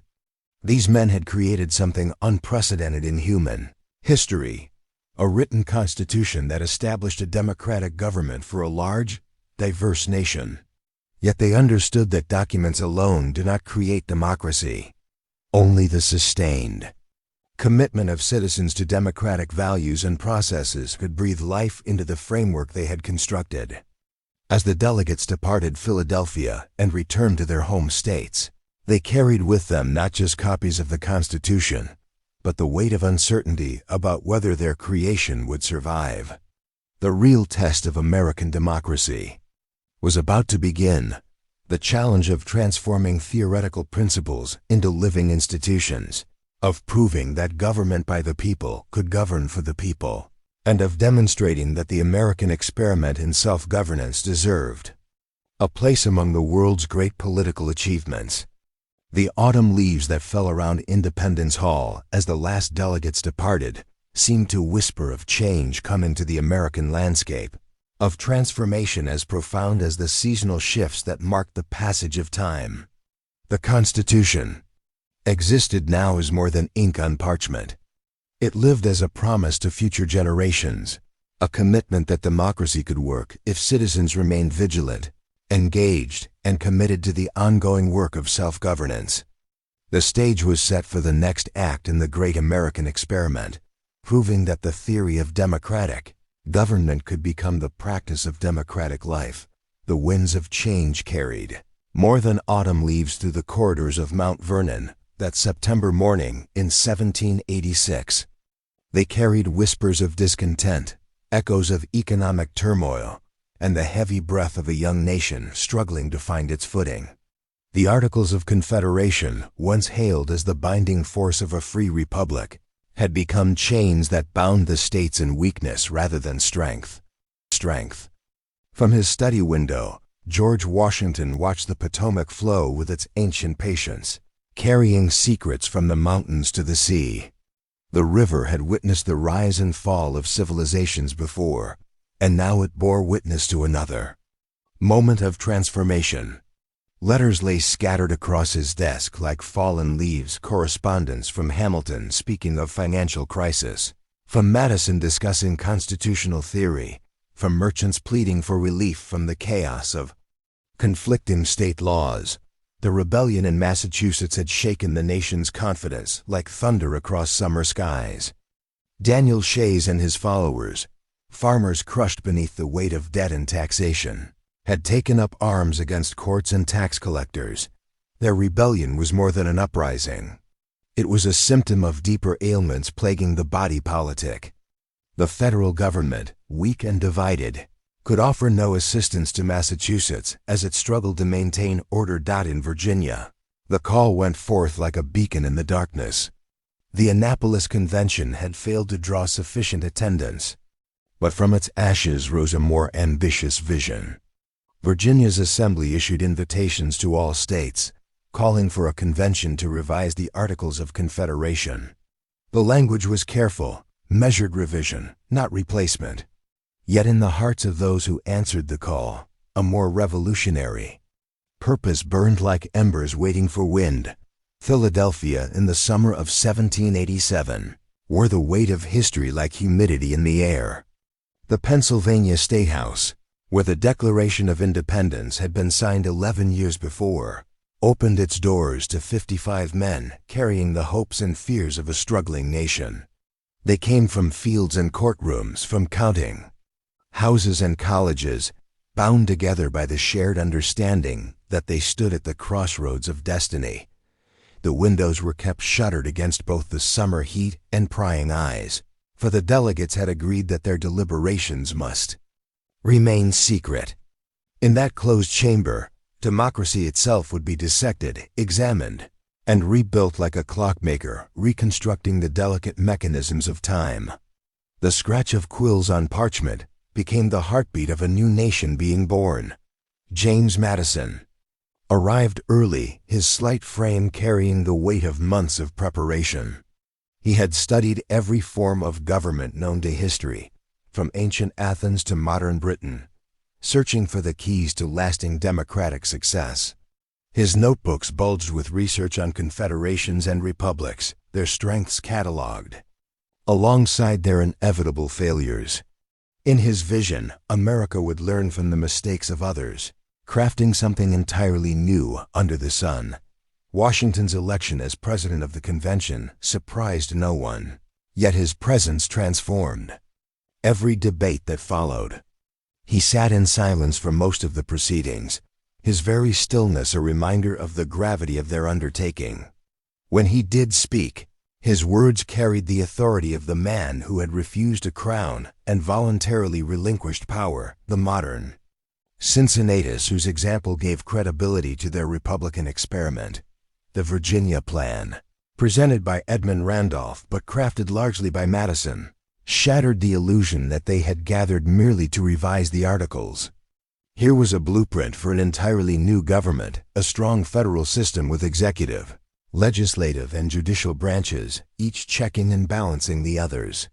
The plan called for representation based on population, giving larger states greater voice in the councils of power. William Paterson's New Jersey plan rose in response like a defensive wall.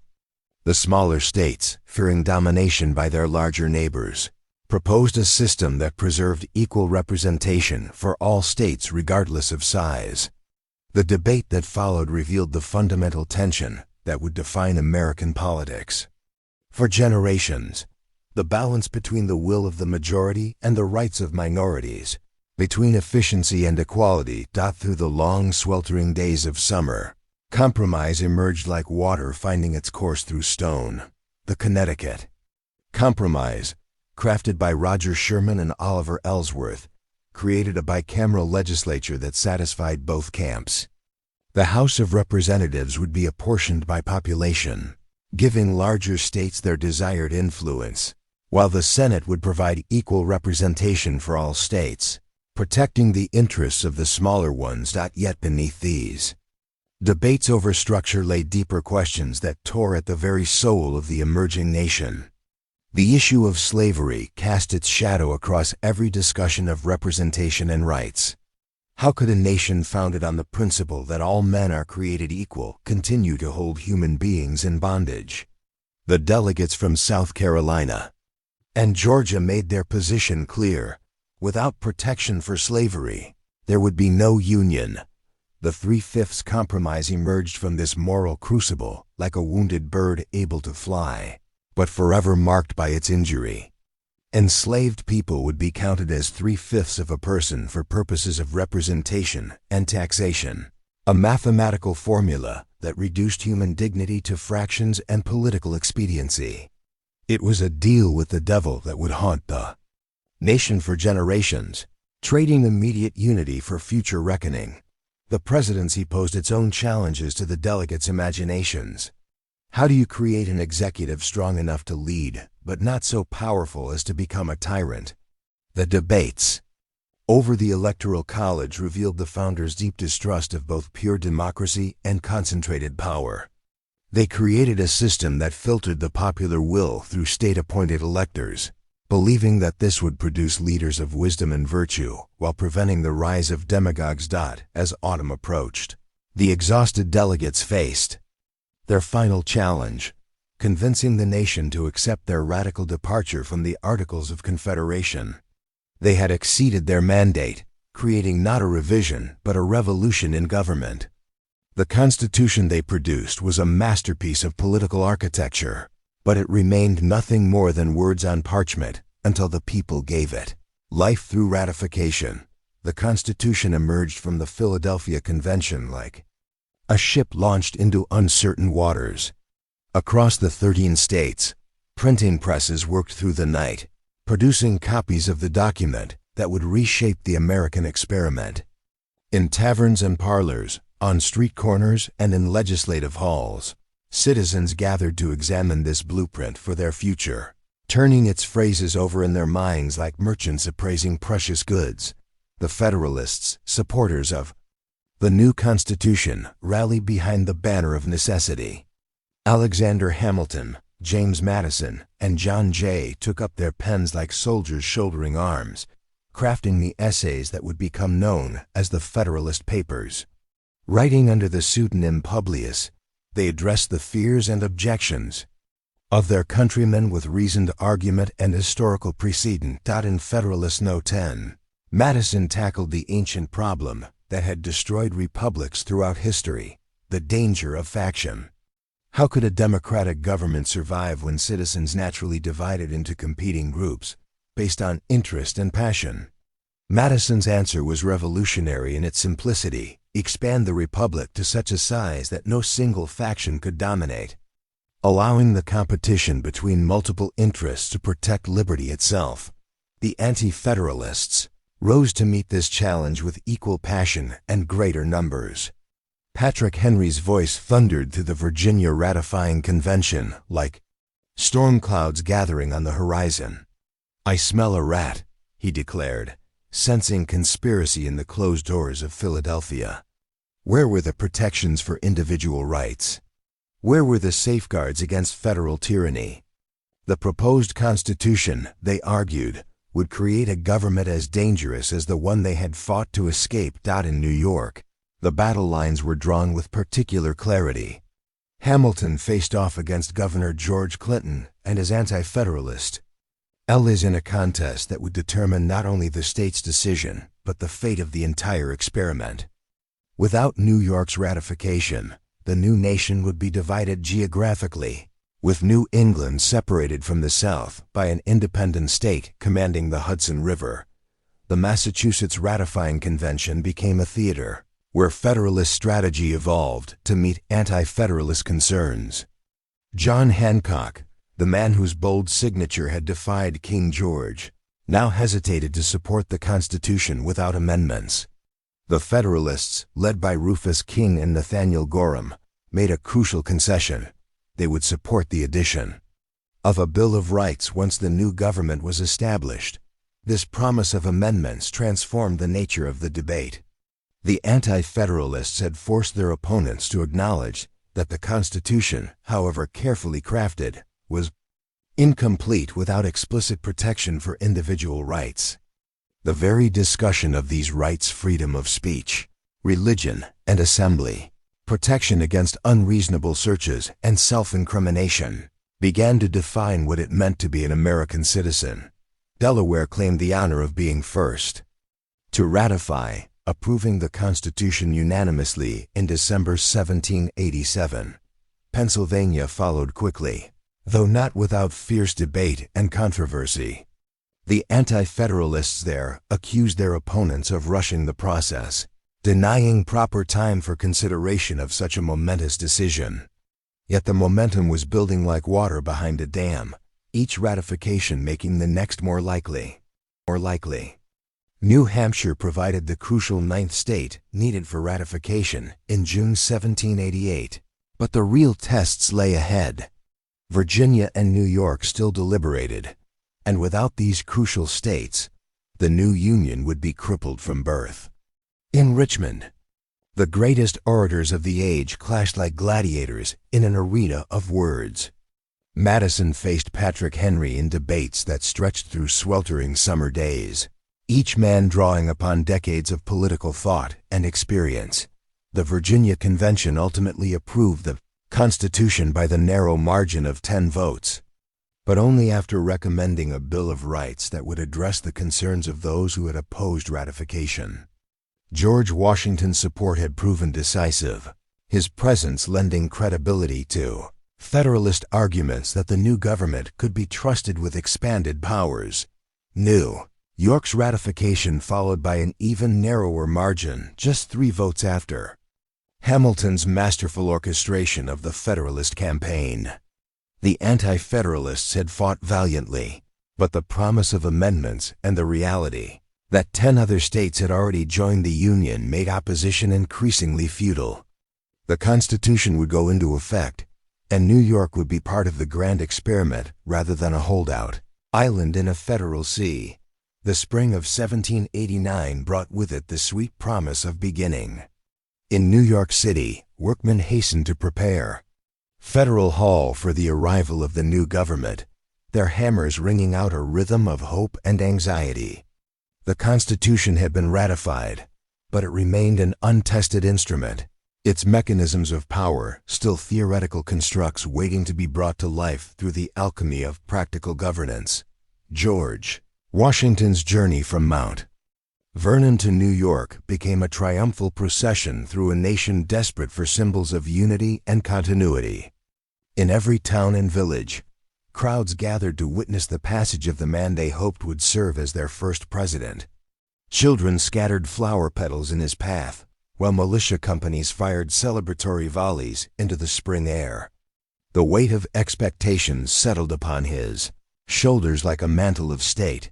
The Electoral College had performed its function without controversy, unanimously selecting Washington as president, while John Adams received the second highest number of votes, making him vice president according to the original constitutional design.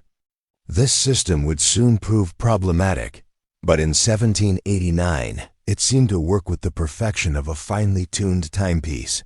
On April 30th, 1789, Washington took the oath of office on the balcony of Federal Hall, his hand resting upon a Masonic Bible, as he pledged to preserve, protect, and defend the Constitution. The words echoed across the crowd gathered in the street below and seemed to carry on the wind to every corner of the new nation. With those words, the presidency was born not as a throne, but as a sacred trust held in temporary custody by one man on behalf of all Americans. The new president's inaugural address reflected his deep awareness of the precedents he was setting. Every action, every decision would be scrutinized by future generations seeking guidance for their own challenges. Washington spoke of divine providence and the responsibility of free government, acknowledging that the American experiment was being watched by the entire world. Success would vindicate the cause of republicanism everywhere. Failure would strengthen the arguments of those who believed that only monarchy could provide stable government. The first Congress faced the daunting task of creating a government from constitutional blueprints. They had to establish executive departments, organize the federal court system, and generate revenue to fund the new government's operations. Each decision required careful consideration of constitutional limits and practical necessities, with members conscious that they were setting precedents that would guide future generations. The debate over presidential titles revealed the delicate balance the new republic sought to maintain between dignity and democracy. Vice President Adams, mindful of European customs, suggested that Washington be addressed as His High Mightiness, or His Most Benign Highness.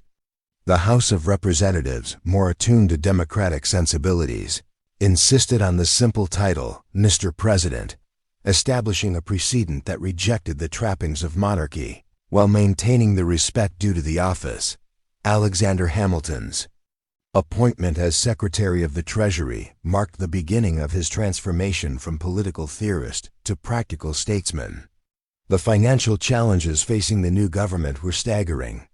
Debts from the Revolutionary War remained unpaid, the states had accumulated their own crushing obligations, and the federal government had no reliable source of revenue. Hamilton approached these problems with the systematic mind of an architect, designing a financial system that would establish American credit while binding the interests of wealthy citizens to the success of the federal government. The creation of the federal court system through the Judiciary Act of 1789 represented another crucial step in translating constitutional theory into governmental reality. The act established the Supreme Court with 6 justices, created federal district and circuit courts, and gave the federal judiciary the power to review state court decisions involving federal law.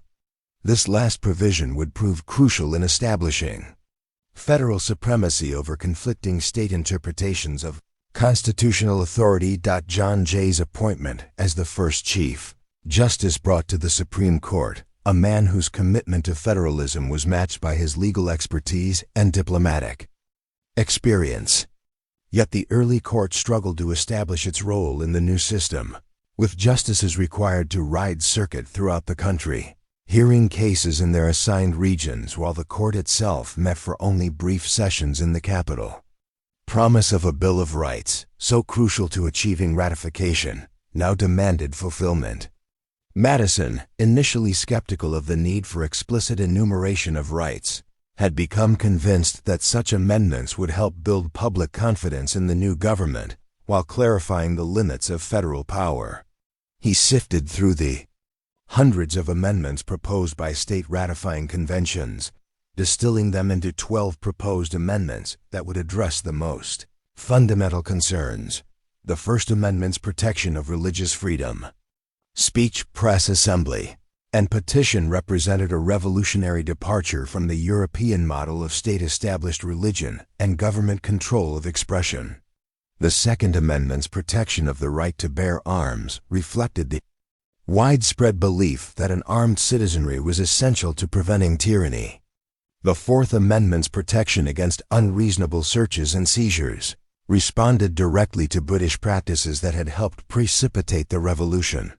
The 10th Amendment attempted to address anti-federalist concerns about federal power by reserving to the states and the people all powers not explicitly granted to the federal government.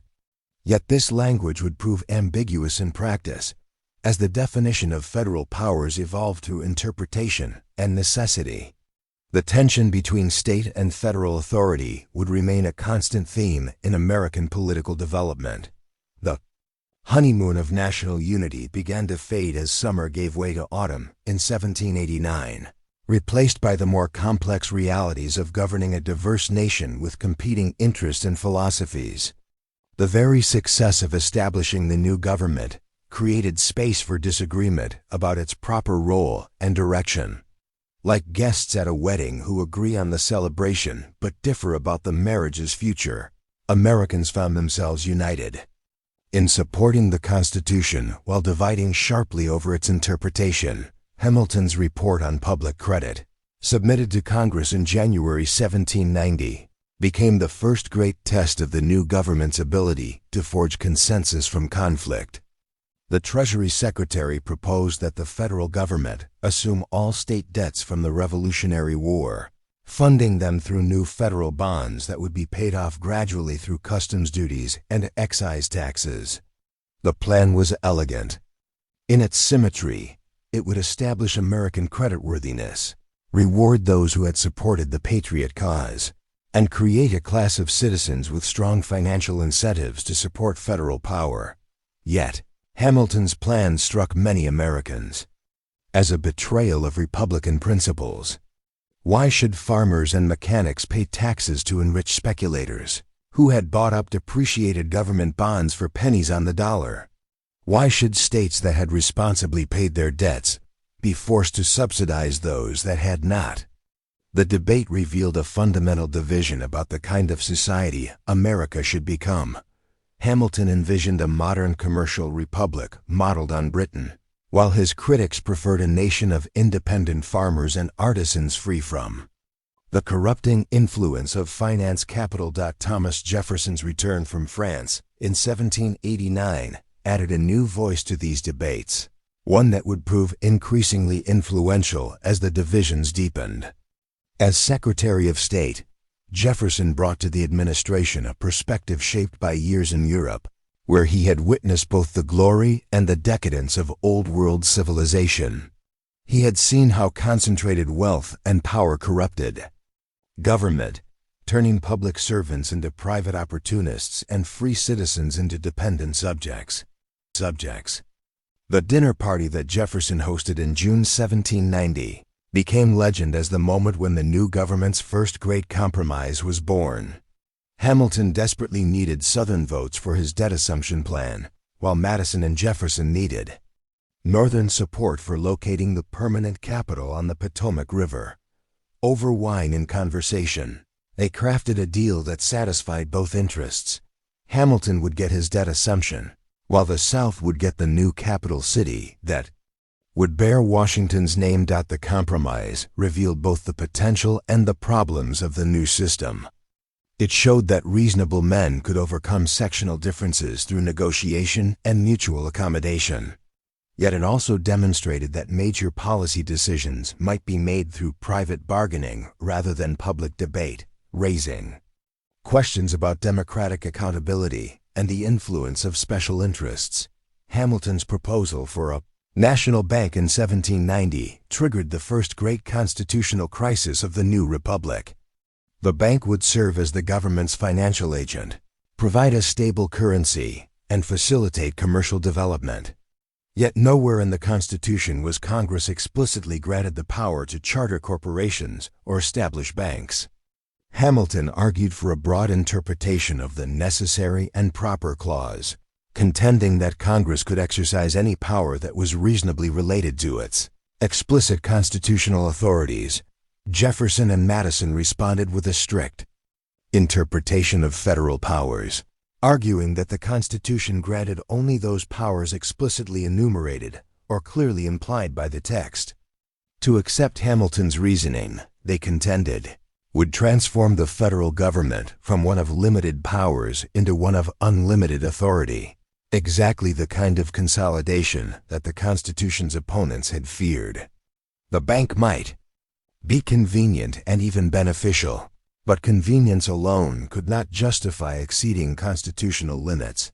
Washington's decision to sign the bank bill marked a crucial precedent in constitutional interpretation. After carefully considering the arguments on both sides, he accepted Hamilton's broad construction of federal power, establishing the principle that the Constitution should be read as a living document, capable of adapting to changing circumstances, rather than a static code limiting government to 18th century solutions. The emergence of opposing newspapers reflected the crystallization of political divisions that had been building since the beginning of the new government. Hamilton's supporters established the Gazette of the United States under John Fenno's editorship, while Jefferson and Madison recruited Philip Freneau to edit the National Gazette as their administration's voice. These papers transformed political debate from private correspondence and congressional speech into public argument, creating the infrastructure for what would become the first American party system. The French Revolution added international complications to domestic divisions, forcing Americans to choose sides in a conflict that seemed to embody the fundamental questions facing their own republic. Jefferson and his followers saw in the French Revolution a continuation of the American struggle for liberty, proof that the principles of 1776 were spreading throughout the world. Hamilton and his supporters viewed the increasing radicalism of the French Revolution with alarm, seeing in it confirmation that popular government inevitably led to chaos and violence. Washington's proclamation of neutrality in 1793 attempted to keep America out of the European War, but it could not prevent that conflict from deepening domestic divisions. Jefferson resigned from the cabinet, convinced that Hamilton's influence was leading the administration away from Republican principles and toward British-style monarchy. His departure symbolized the end of the era of good feelings and the beginning of systematic political opposition. The Whiskey Rebellion of 1794 provided the first test of federal authority under the new Constitution. Farmers in western Pennsylvania, enraged by Hamilton's excise tax on whiskey, attacked tax collectors and defied federal authority with the same spirit that had animated resistance to British taxes 20 years before. Washington's decision to call out federal troops to suppress the rebellion demonstrated that the new government possessed both the will and the power to enforce its laws, even against popular resistance. Yet the Whiskey Rebellion also revealed the growing political divisions within the country. Jefferson and his supporters questioned whether federal force had been necessary, arguing that local opposition should be addressed through political persuasion rather than military coercion. Hamilton and his allies insisted that any challenge to federal law must be met with decisive action, lest the new government suffer the same fate as the old Confederation. By 1796, the fiction of unanimous government had given way to the reality of organized opposition. What had begun as personal disagreements between Hamilton and Jefferson had evolved into systematic differences of philosophy and policy, creating the foundation for America's first political parties. The founders had not intended this development indeed. They had warned against the dangers of faction and party spirit, yet the very freedom they had created made such organization inevitable. The Federalist Party, though it would never formally adopt that name, coalesced around Hamilton's vision of American development.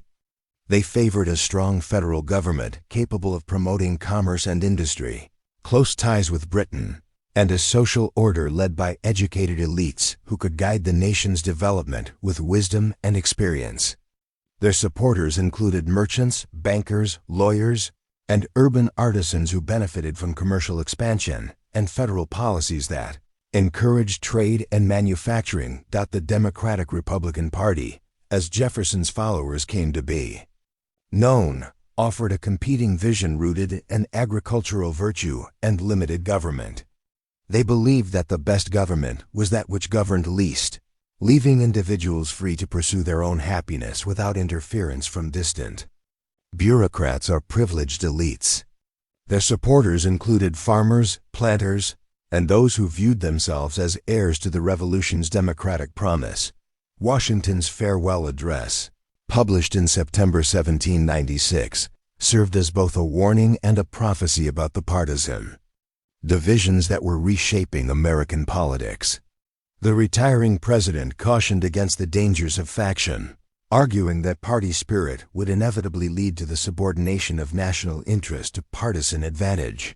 He urged Americans to maintain their unity in the face of sectional differences and to avoid entangling alliances with foreign powers that might drag the nation into unnecessary wars.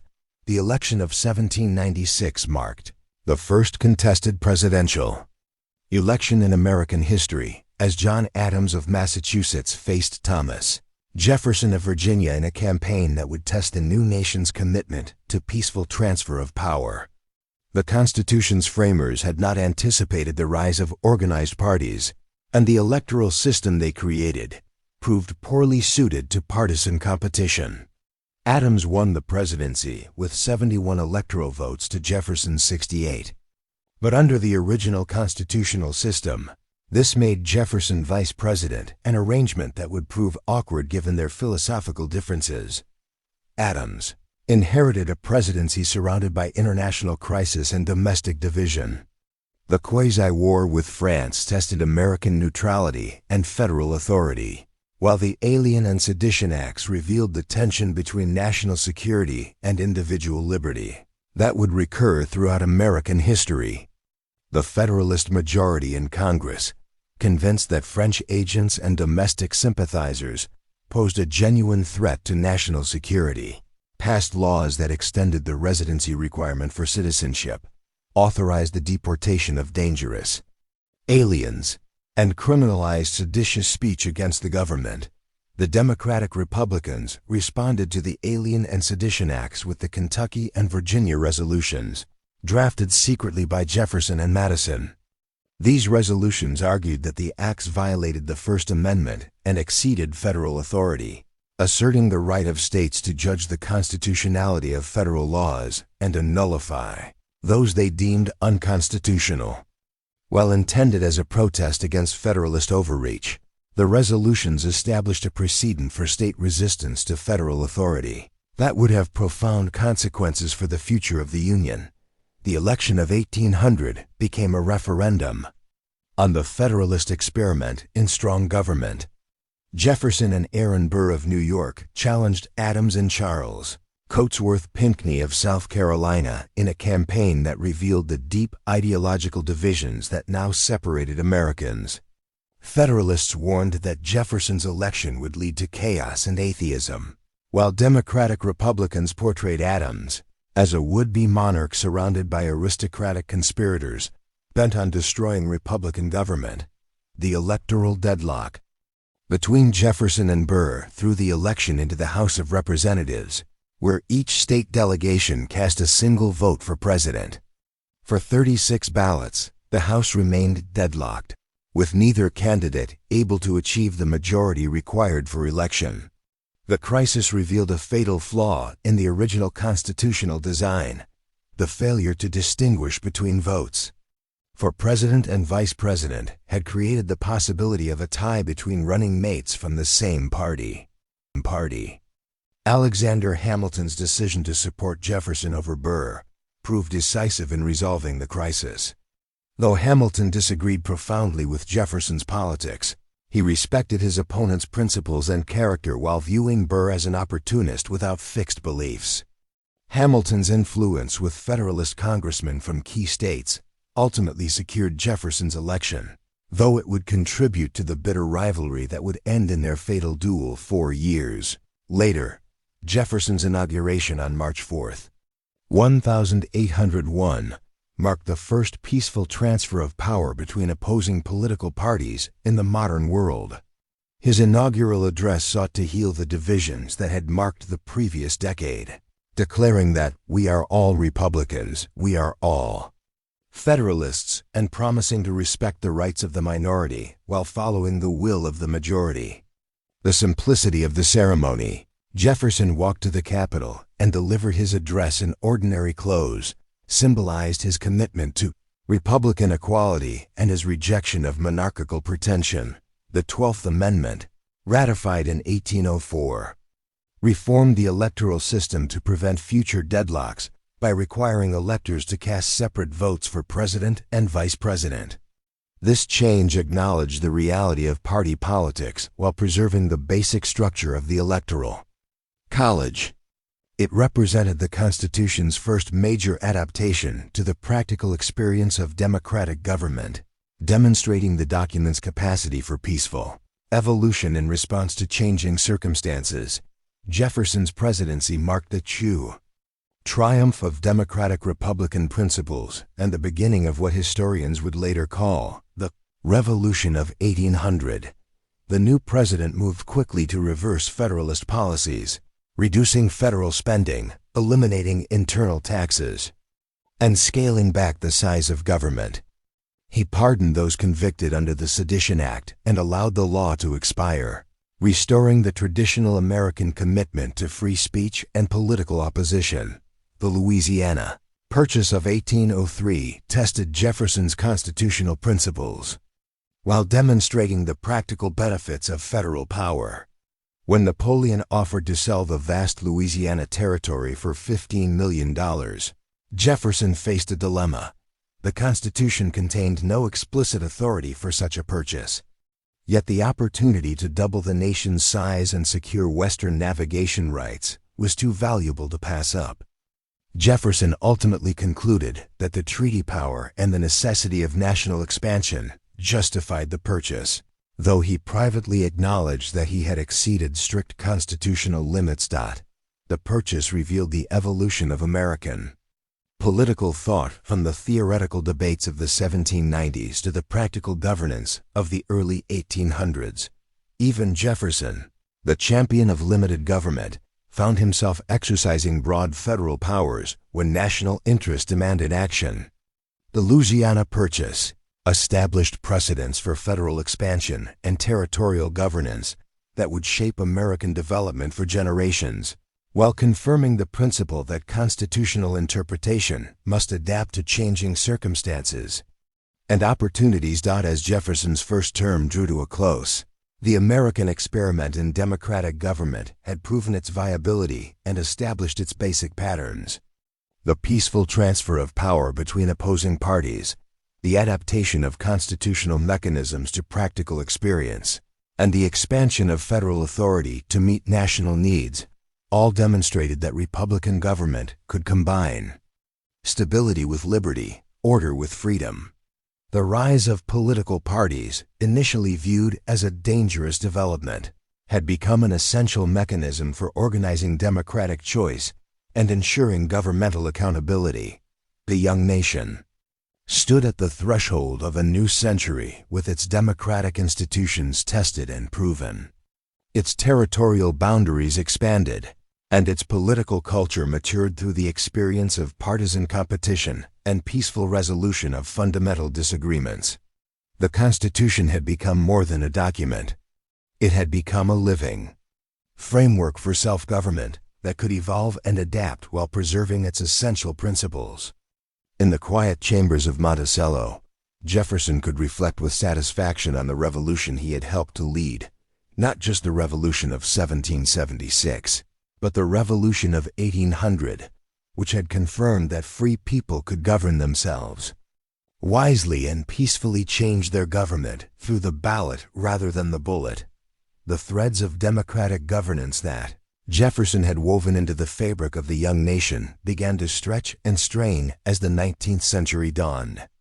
The Louisiana Purchase had doubled the size of the United States overnight, creating vast territories where the principles of self-governance would need to take root in soil that had never known such concepts.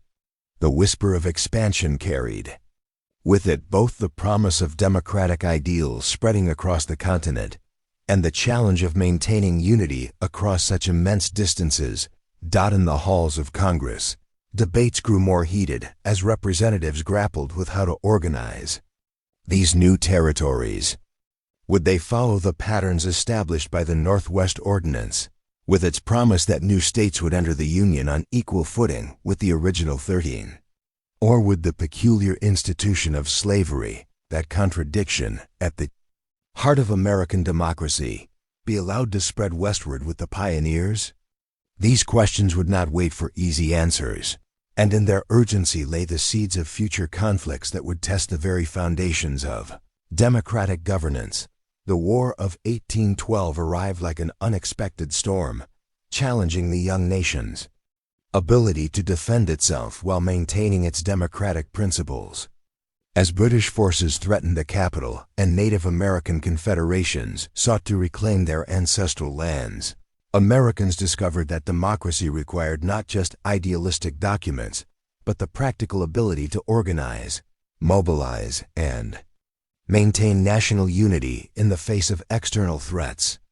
The burning of Washington in 1814 sent flames through more than just government buildings. It illuminated the fragility of democratic institutions and the constant vigilance their preservation required. Yet, from the ashes of conflict, emerged a stronger sense of national identity and democratic purpose.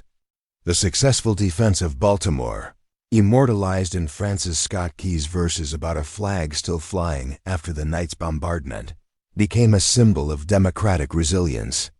The message was clear. A government of, by, and for the people could endure even when its physical seat of power lay in ruins.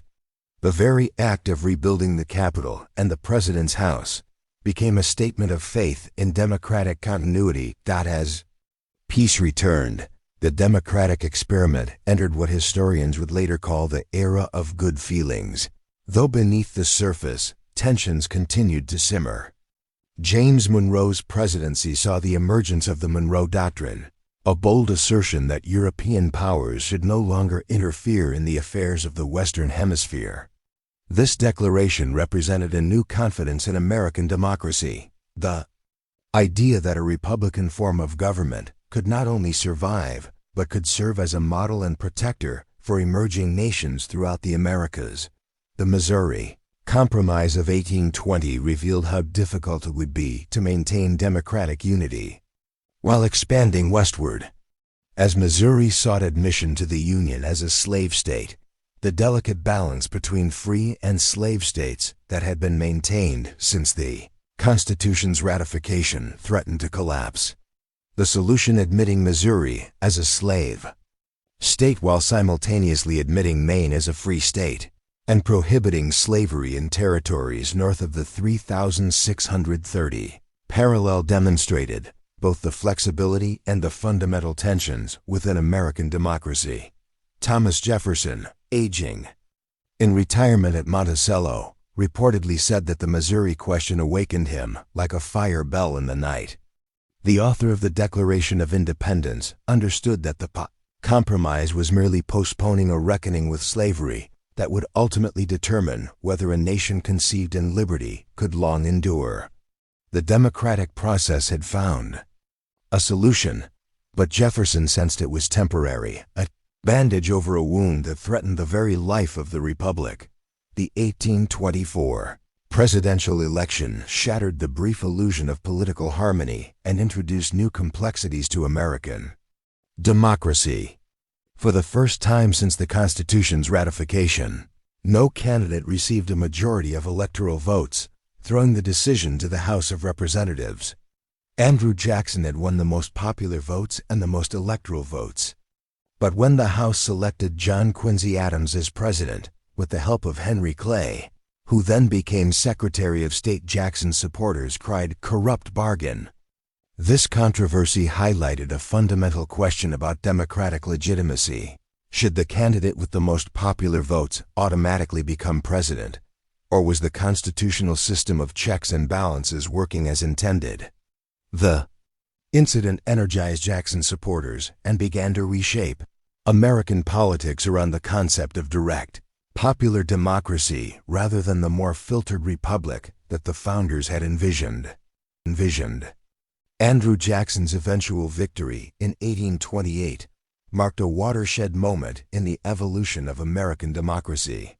His campaign explicitly appealed to the common man farmers, laborers, and frontier settlers who had previously felt excluded from the gentleman's republic that had characterized the early decades of American politics. Jackson's supporters organized parades, barbecues, and rallies that brought political participation to people who had never before felt that their voices mattered in national affairs. The inauguration of 1829 symbolized this democratic transformation. Thousands of ordinary citizens flooded into Washington to witness Jackson's swearing in. Then followed the new president to the White House for a reception that turned into something approaching organized chaos. Muddy boots tracked across carpets, crystal was broken, and furniture was damaged as Jackson's supporters celebrated their victory. Critics saw it as mob rule. Supporters saw it as democracy in action, the people's house being claimed by the people themselves. Jackson's presidency redefined the role of the chief executive in the democratic system. Previous presidents had largely deferred to Congress, viewing themselves as administrators of the people's will as expressed through their representatives. Jackson, by contrast, claimed to be the only officer of government elected by all the people, making him the direct representative of popular sovereignty. This interpretation of presidential power would have profound implications for the development of American democracy. The Bank War of the 1830s illustrated this new approach to democratic governance. When Congress voted to recharter the Second Bank of the United States, Jackson vetoed the bill, arguing that the bank was a corrupt institution that served the interests of wealthy elites at the expense of the common people. His veto message was addressed not to Congress, but to the American people, making a direct appeal for popular support that bypassed traditional constitutional processes. Jackson's opponents, who began calling themselves Whigs in opposition to what they saw as executive tyranny, argued that the president was exceeding his constitutional authority and threatening the system of checks and balances. But Jackson's supporters saw his actions as the triumph of democratic will over aristocratic privilege. The controversy illustrated how the same democratic system could be interpreted in fundamentally different ways depending on one's understanding of popular sovereignty and constitutional authority. The expansion of suffrage during the Jacksonian era gave substance to these democratic rhetorics. State after state eliminated property requirements for voting, extending the franchise to virtually all white male citizens, regardless of their economic status. This democratization of the electoral process meant that politicians could no longer rely solely on the support of educated elites. They needed to appeal to farmers, mechanics, and laborers whose concerns were often quite different from those of the merchant and planter classes, who had dominated early American politics. Political parties evolved to meet this new reality, developing sophisticated organizations that could mobilize voters across vast territories and diverse communities.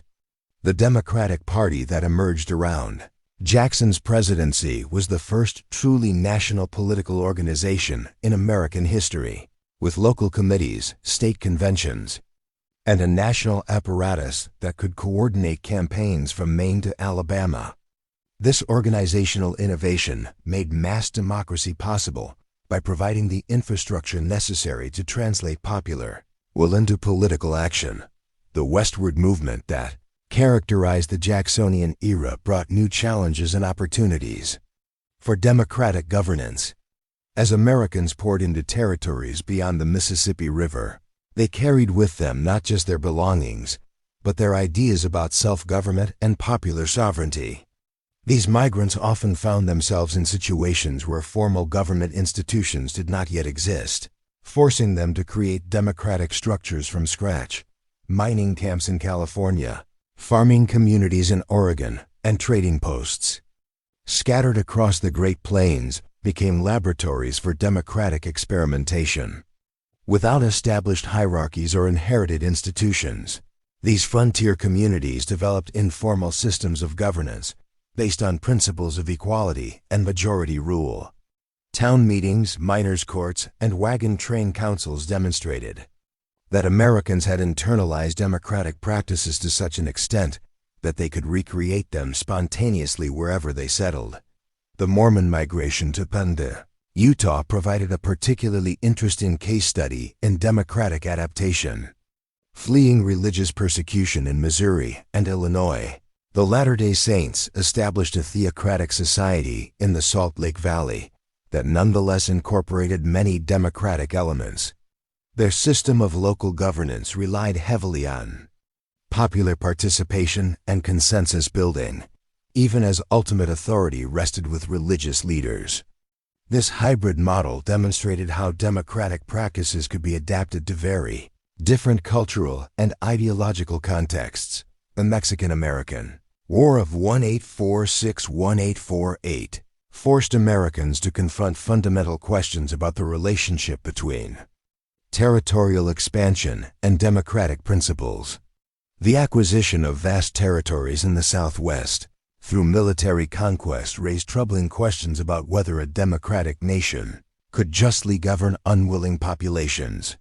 The Treaty of Guadalupe Hidalgo promised citizenship to Mexican residents who chose to remain in the conquered territories, but the practical implementation of this promise often fell short of democratic ideals.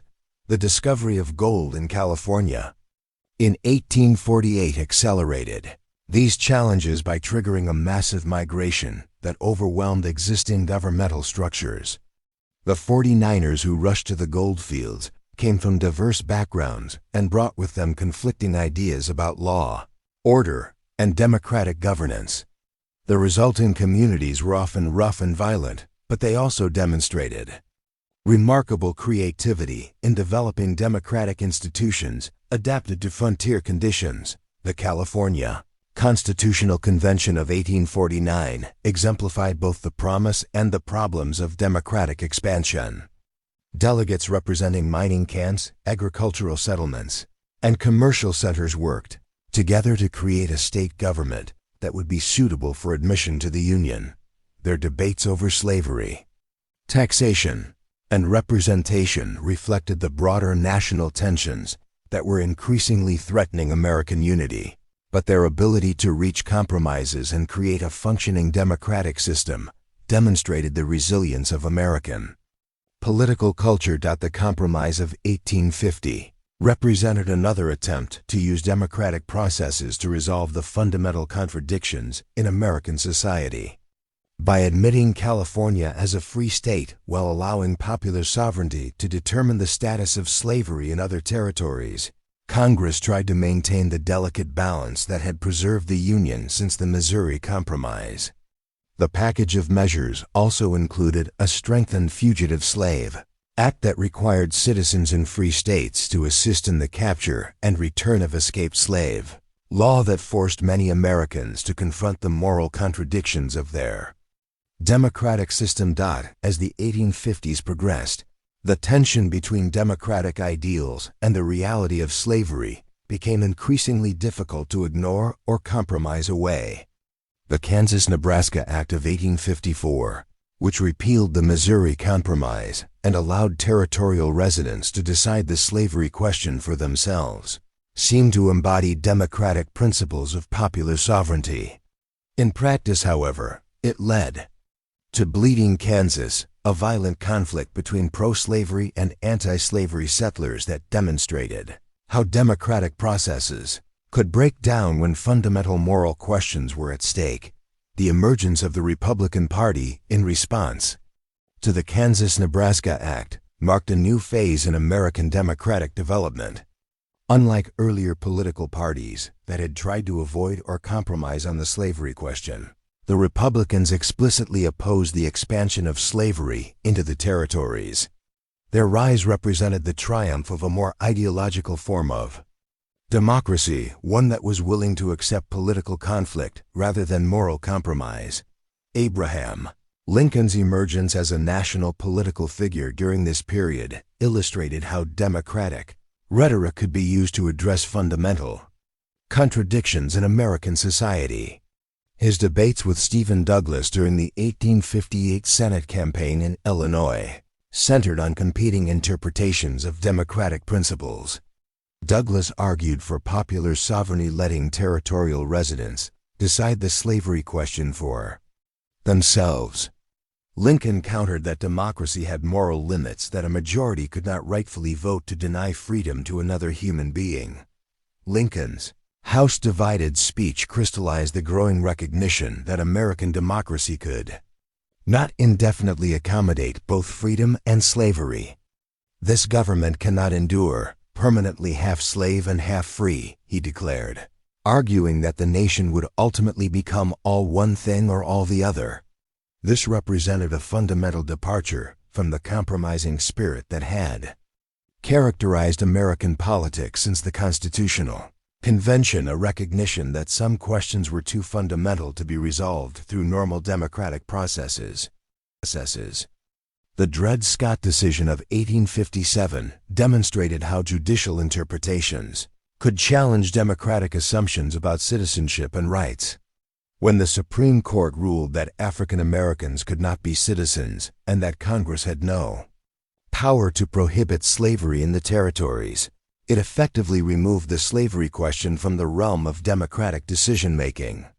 The court's assertion that the Declaration of Independence did not include African Americans challenged the very foundations of American democratic ideology. John Brown's raid on Harper's Ferry in 1859 posed an even more direct challenge to democratic processes. Brown's attempt to start a slave rebellion represented a rejection of political solutions in favor of direct action. His execution made him a martyr to many abolitionists who had grown frustrated with the slow pace of democratic reform, while his actions terrified Southerners, who saw him as a representative of Northern intentions to destroy their way of life. The election of 1860 revealed how completely the slavery question had polarized American democracy. Lincoln won the presidency with less than 40% of the popular vote, carrying virtually no counties in the South. The fact that Americans could no longer agree on a single candidate acceptable to all sections of the country indicated that the democratic system was approaching a breaking point. The secession crisis that followed Lincoln's election posed the ultimate test of American democratic principles. Could a democratic system survive when a substantial minority rejected the results of a legitimate election?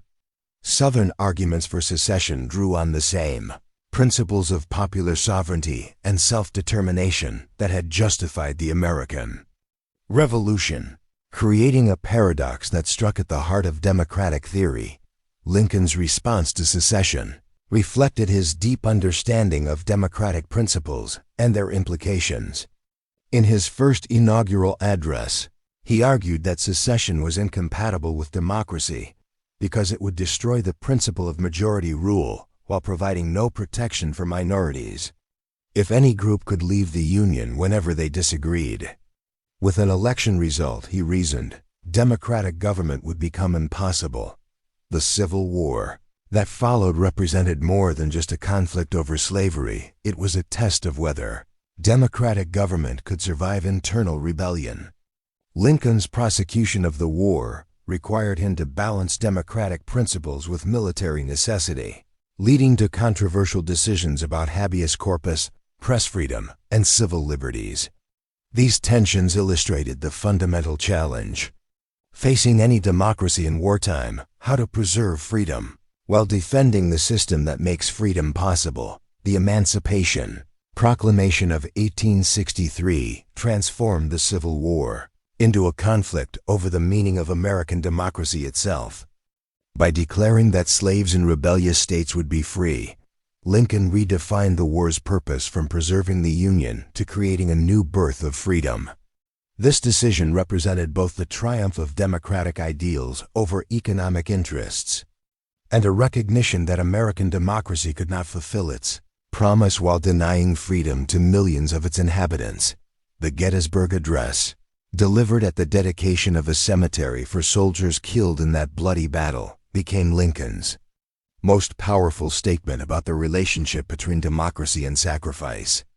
In just 272 words, he redefined the American nation as dedicated to the proposition that all men are created equal, and called for a new birth of freedom that would honor the sacrifice of those who had died. The address transformed a military cemetery dedication into a rededication of the entire nation to democratic principles. The passage of the 13th Amendment in 1865 represented the culmination of decades of struggle to reconcile American democracy with its founding ideals.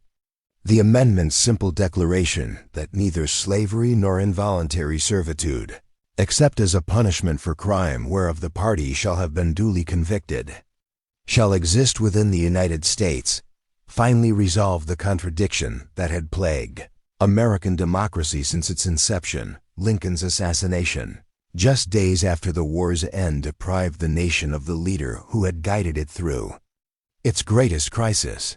His death also raised profound questions about democratic succession and continuity. Could the democratic system survive not just military defeat of internal rebellion, but the violent removal of its leader? The peaceful transfer of power to Andrew Johnson, despite the nation's grief and uncertainty, demonstrated the strength of democratic institutions even in the face of tragedy. The Reconstruction amendments that followed the Civil War, the 14th Amendment guaranteeing equal protection under law, and the 15th Amendment prohibiting denial of voting rights based on race represented an attempt to constitutionalize the democratic principles for which the war had been fought. These amendments expanded the definition of American citizenship and sought to ensure that the promises of democracy would finally be extended to all Americans, regardless of their race or previous condition of servitude. As the immediate crisis of Civil War and Reconstruction faded into history, Americans in the late 19th and early 20th centuries grappled with new challenges to democratic governance. The rise of industrial capitalism created vast concentrations of wealth and power that threatened to overwhelm the political equality that democracy required. Immigrants from Southern and Eastern Europe brought new languages, religions, and political traditions that tested American assumptions about democratic citizenship and assimilation. The Progressive era witnessed a renewed effort to expand and deepen democratic participation. The 17th Amendment provided for direct election of senators, removing that choice from state legislatures and placing it directly in the hands of voters. The 19th Amendment finally extended voting rights to women, recognizing that democracy could not be complete while excluding half the population from political participation. These reforms represented a continuation of the democratic impulse that had animated the American experiment from its earliest days. The challenges of the 20th century: two world wars, economic depression, the Cold War struggle against totalitarian ideologies tested American democracy in new ways, while also demonstrating its remarkable adaptability and resilience. Each crisis required Americans to re-examine their democratic institutions and practices, often leading to expansions of both government power and individual rights that would have been unimaginable to the founders. The civil rights movement of the 1950s and 1960s represented perhaps the most significant democratic transformation since Reconstruction. The movement's insistence that American democracy must fulfill its promises to all citizens regardless of race led to landmark legislation that outlawed segregation, protected voting rights, and opened previously closed doors of opportunity. The movement's use of nonviolent resistance and moral suasion demonstrated how democratic change could be achieved even in the face of entrenched opposition. Throughout these transformations, the fundamental principles established during the founding era continued to provide guidance and inspiration. The idea that governments derive their just powers from the consent of the governed, that all people are created equal in their basic human dignity, and that democracy requires the active participation of an informed citizenry remained as relevant in the 20th and 21st centuries as they had been in the 18th. The expansion of democratic participation to include previously excluded groups, women, African Americans, Native Americans, young people, represented not a departure from founding principles but their fulfillment. Each generation of Americans has faced the challenge of making democratic ideals more real, more inclusive, and more effective in addressing the practical challenges of their time.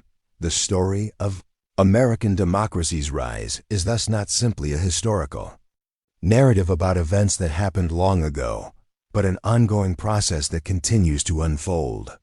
The founders created a framework for democratic government, but they understood that each generation would need to adapt and improve that framework to meet new challenges and fulfill unrealized promises. The Constitution they wrote included provisions for amendment, precisely because they recognized that democracy must be capable of growth and change. The tensions that marked democracy's early development between individual liberty and collective responsibility, between majority rule and minority rights, between idealistic principles and practical politics, continue to shape American political life. The genius of the American system lies not in having resolved these tensions once and for all, but in having created institutions and processes that allow each generation to work through them in their own way. In the end, the rise of American democracy cannot be measured simply by the passage of laws or the ratification of amendments, though these milestones mark important moments in its development. Democracy's truest measure lies in the countless acts of ordinary citizens who have chosen to participate in the ongoing work of self-governance, who have voted in elections, served on juries, run for office, petitioned for redress of grievances, and engaged in the endless conversations through which free people determine their common future. The voices that spoke in Philadelphia's Independence Hall in 1776, declaring that all men are created equal, have echoed through the centuries, growing stronger with each generation that has taken up the challenge of making those words more true. The democratic current that began as a trickle in colonial assemblies and town meetings has become a mighty river, carrying the hopes and dreams of millions who have found in American democracy not just a form of government, but a way of life that honors human dignity and makes possible the pursuit of happiness. The documents and institutions they created, the Declaration of Independence, the Constitution, the Bill of Rights, the system of federalism and separation of powers remain as relevant today as when they were first conceived. But their ultimate significance lies not in their historical importance, but in their continuing ability to inspire and guide those who seek to create a more perfect union where the blessings of liberty are secured for all. Like morning mist that slowly lifts to reveal the landscape beneath, the full meaning of American democracy has emerged gradually over more than 2 centuries of struggle, growth, and adaptation. What began as an experiment in self-governance has become proof that ordinary people, given the freedom to choose their own destiny, can create institutions worthy of their highest aspirations. The work continues, as it must in every generation, carried forward by those who understand that democracy is not a destination, but a journey, one that requires the active participation of all who would call themselves free. In quiet polling places and bustling city councils, in classrooms where young people learn their rights and responsibilities, in the countless conversations through which citizens work through their differences and discover their common ground, the democratic spirit lives on. It flows like an underground stream through the American experience, surfacing whenever people gather to govern themselves, to right injustices, and to create the conditions where all can flourish. And in that flowing, in that endless renewal of the democratic promise, lies the true legacy of those who dared to imagine that a government of the people, by the people, and for the people might not perish from the earth, but endure as a light to all who love freedom. Thank you for joining us on this journey through the rise of American democracy. If these stories of courage, vision, and the endless pursuit of freedom have moved you, please take a moment to like this video, subscribe to Fall Asleep to History, and share these timeless stories with others who seek both rest and wisdom. Sweet dreams, and may the dreams of democracy continue to inspire generations yet to come.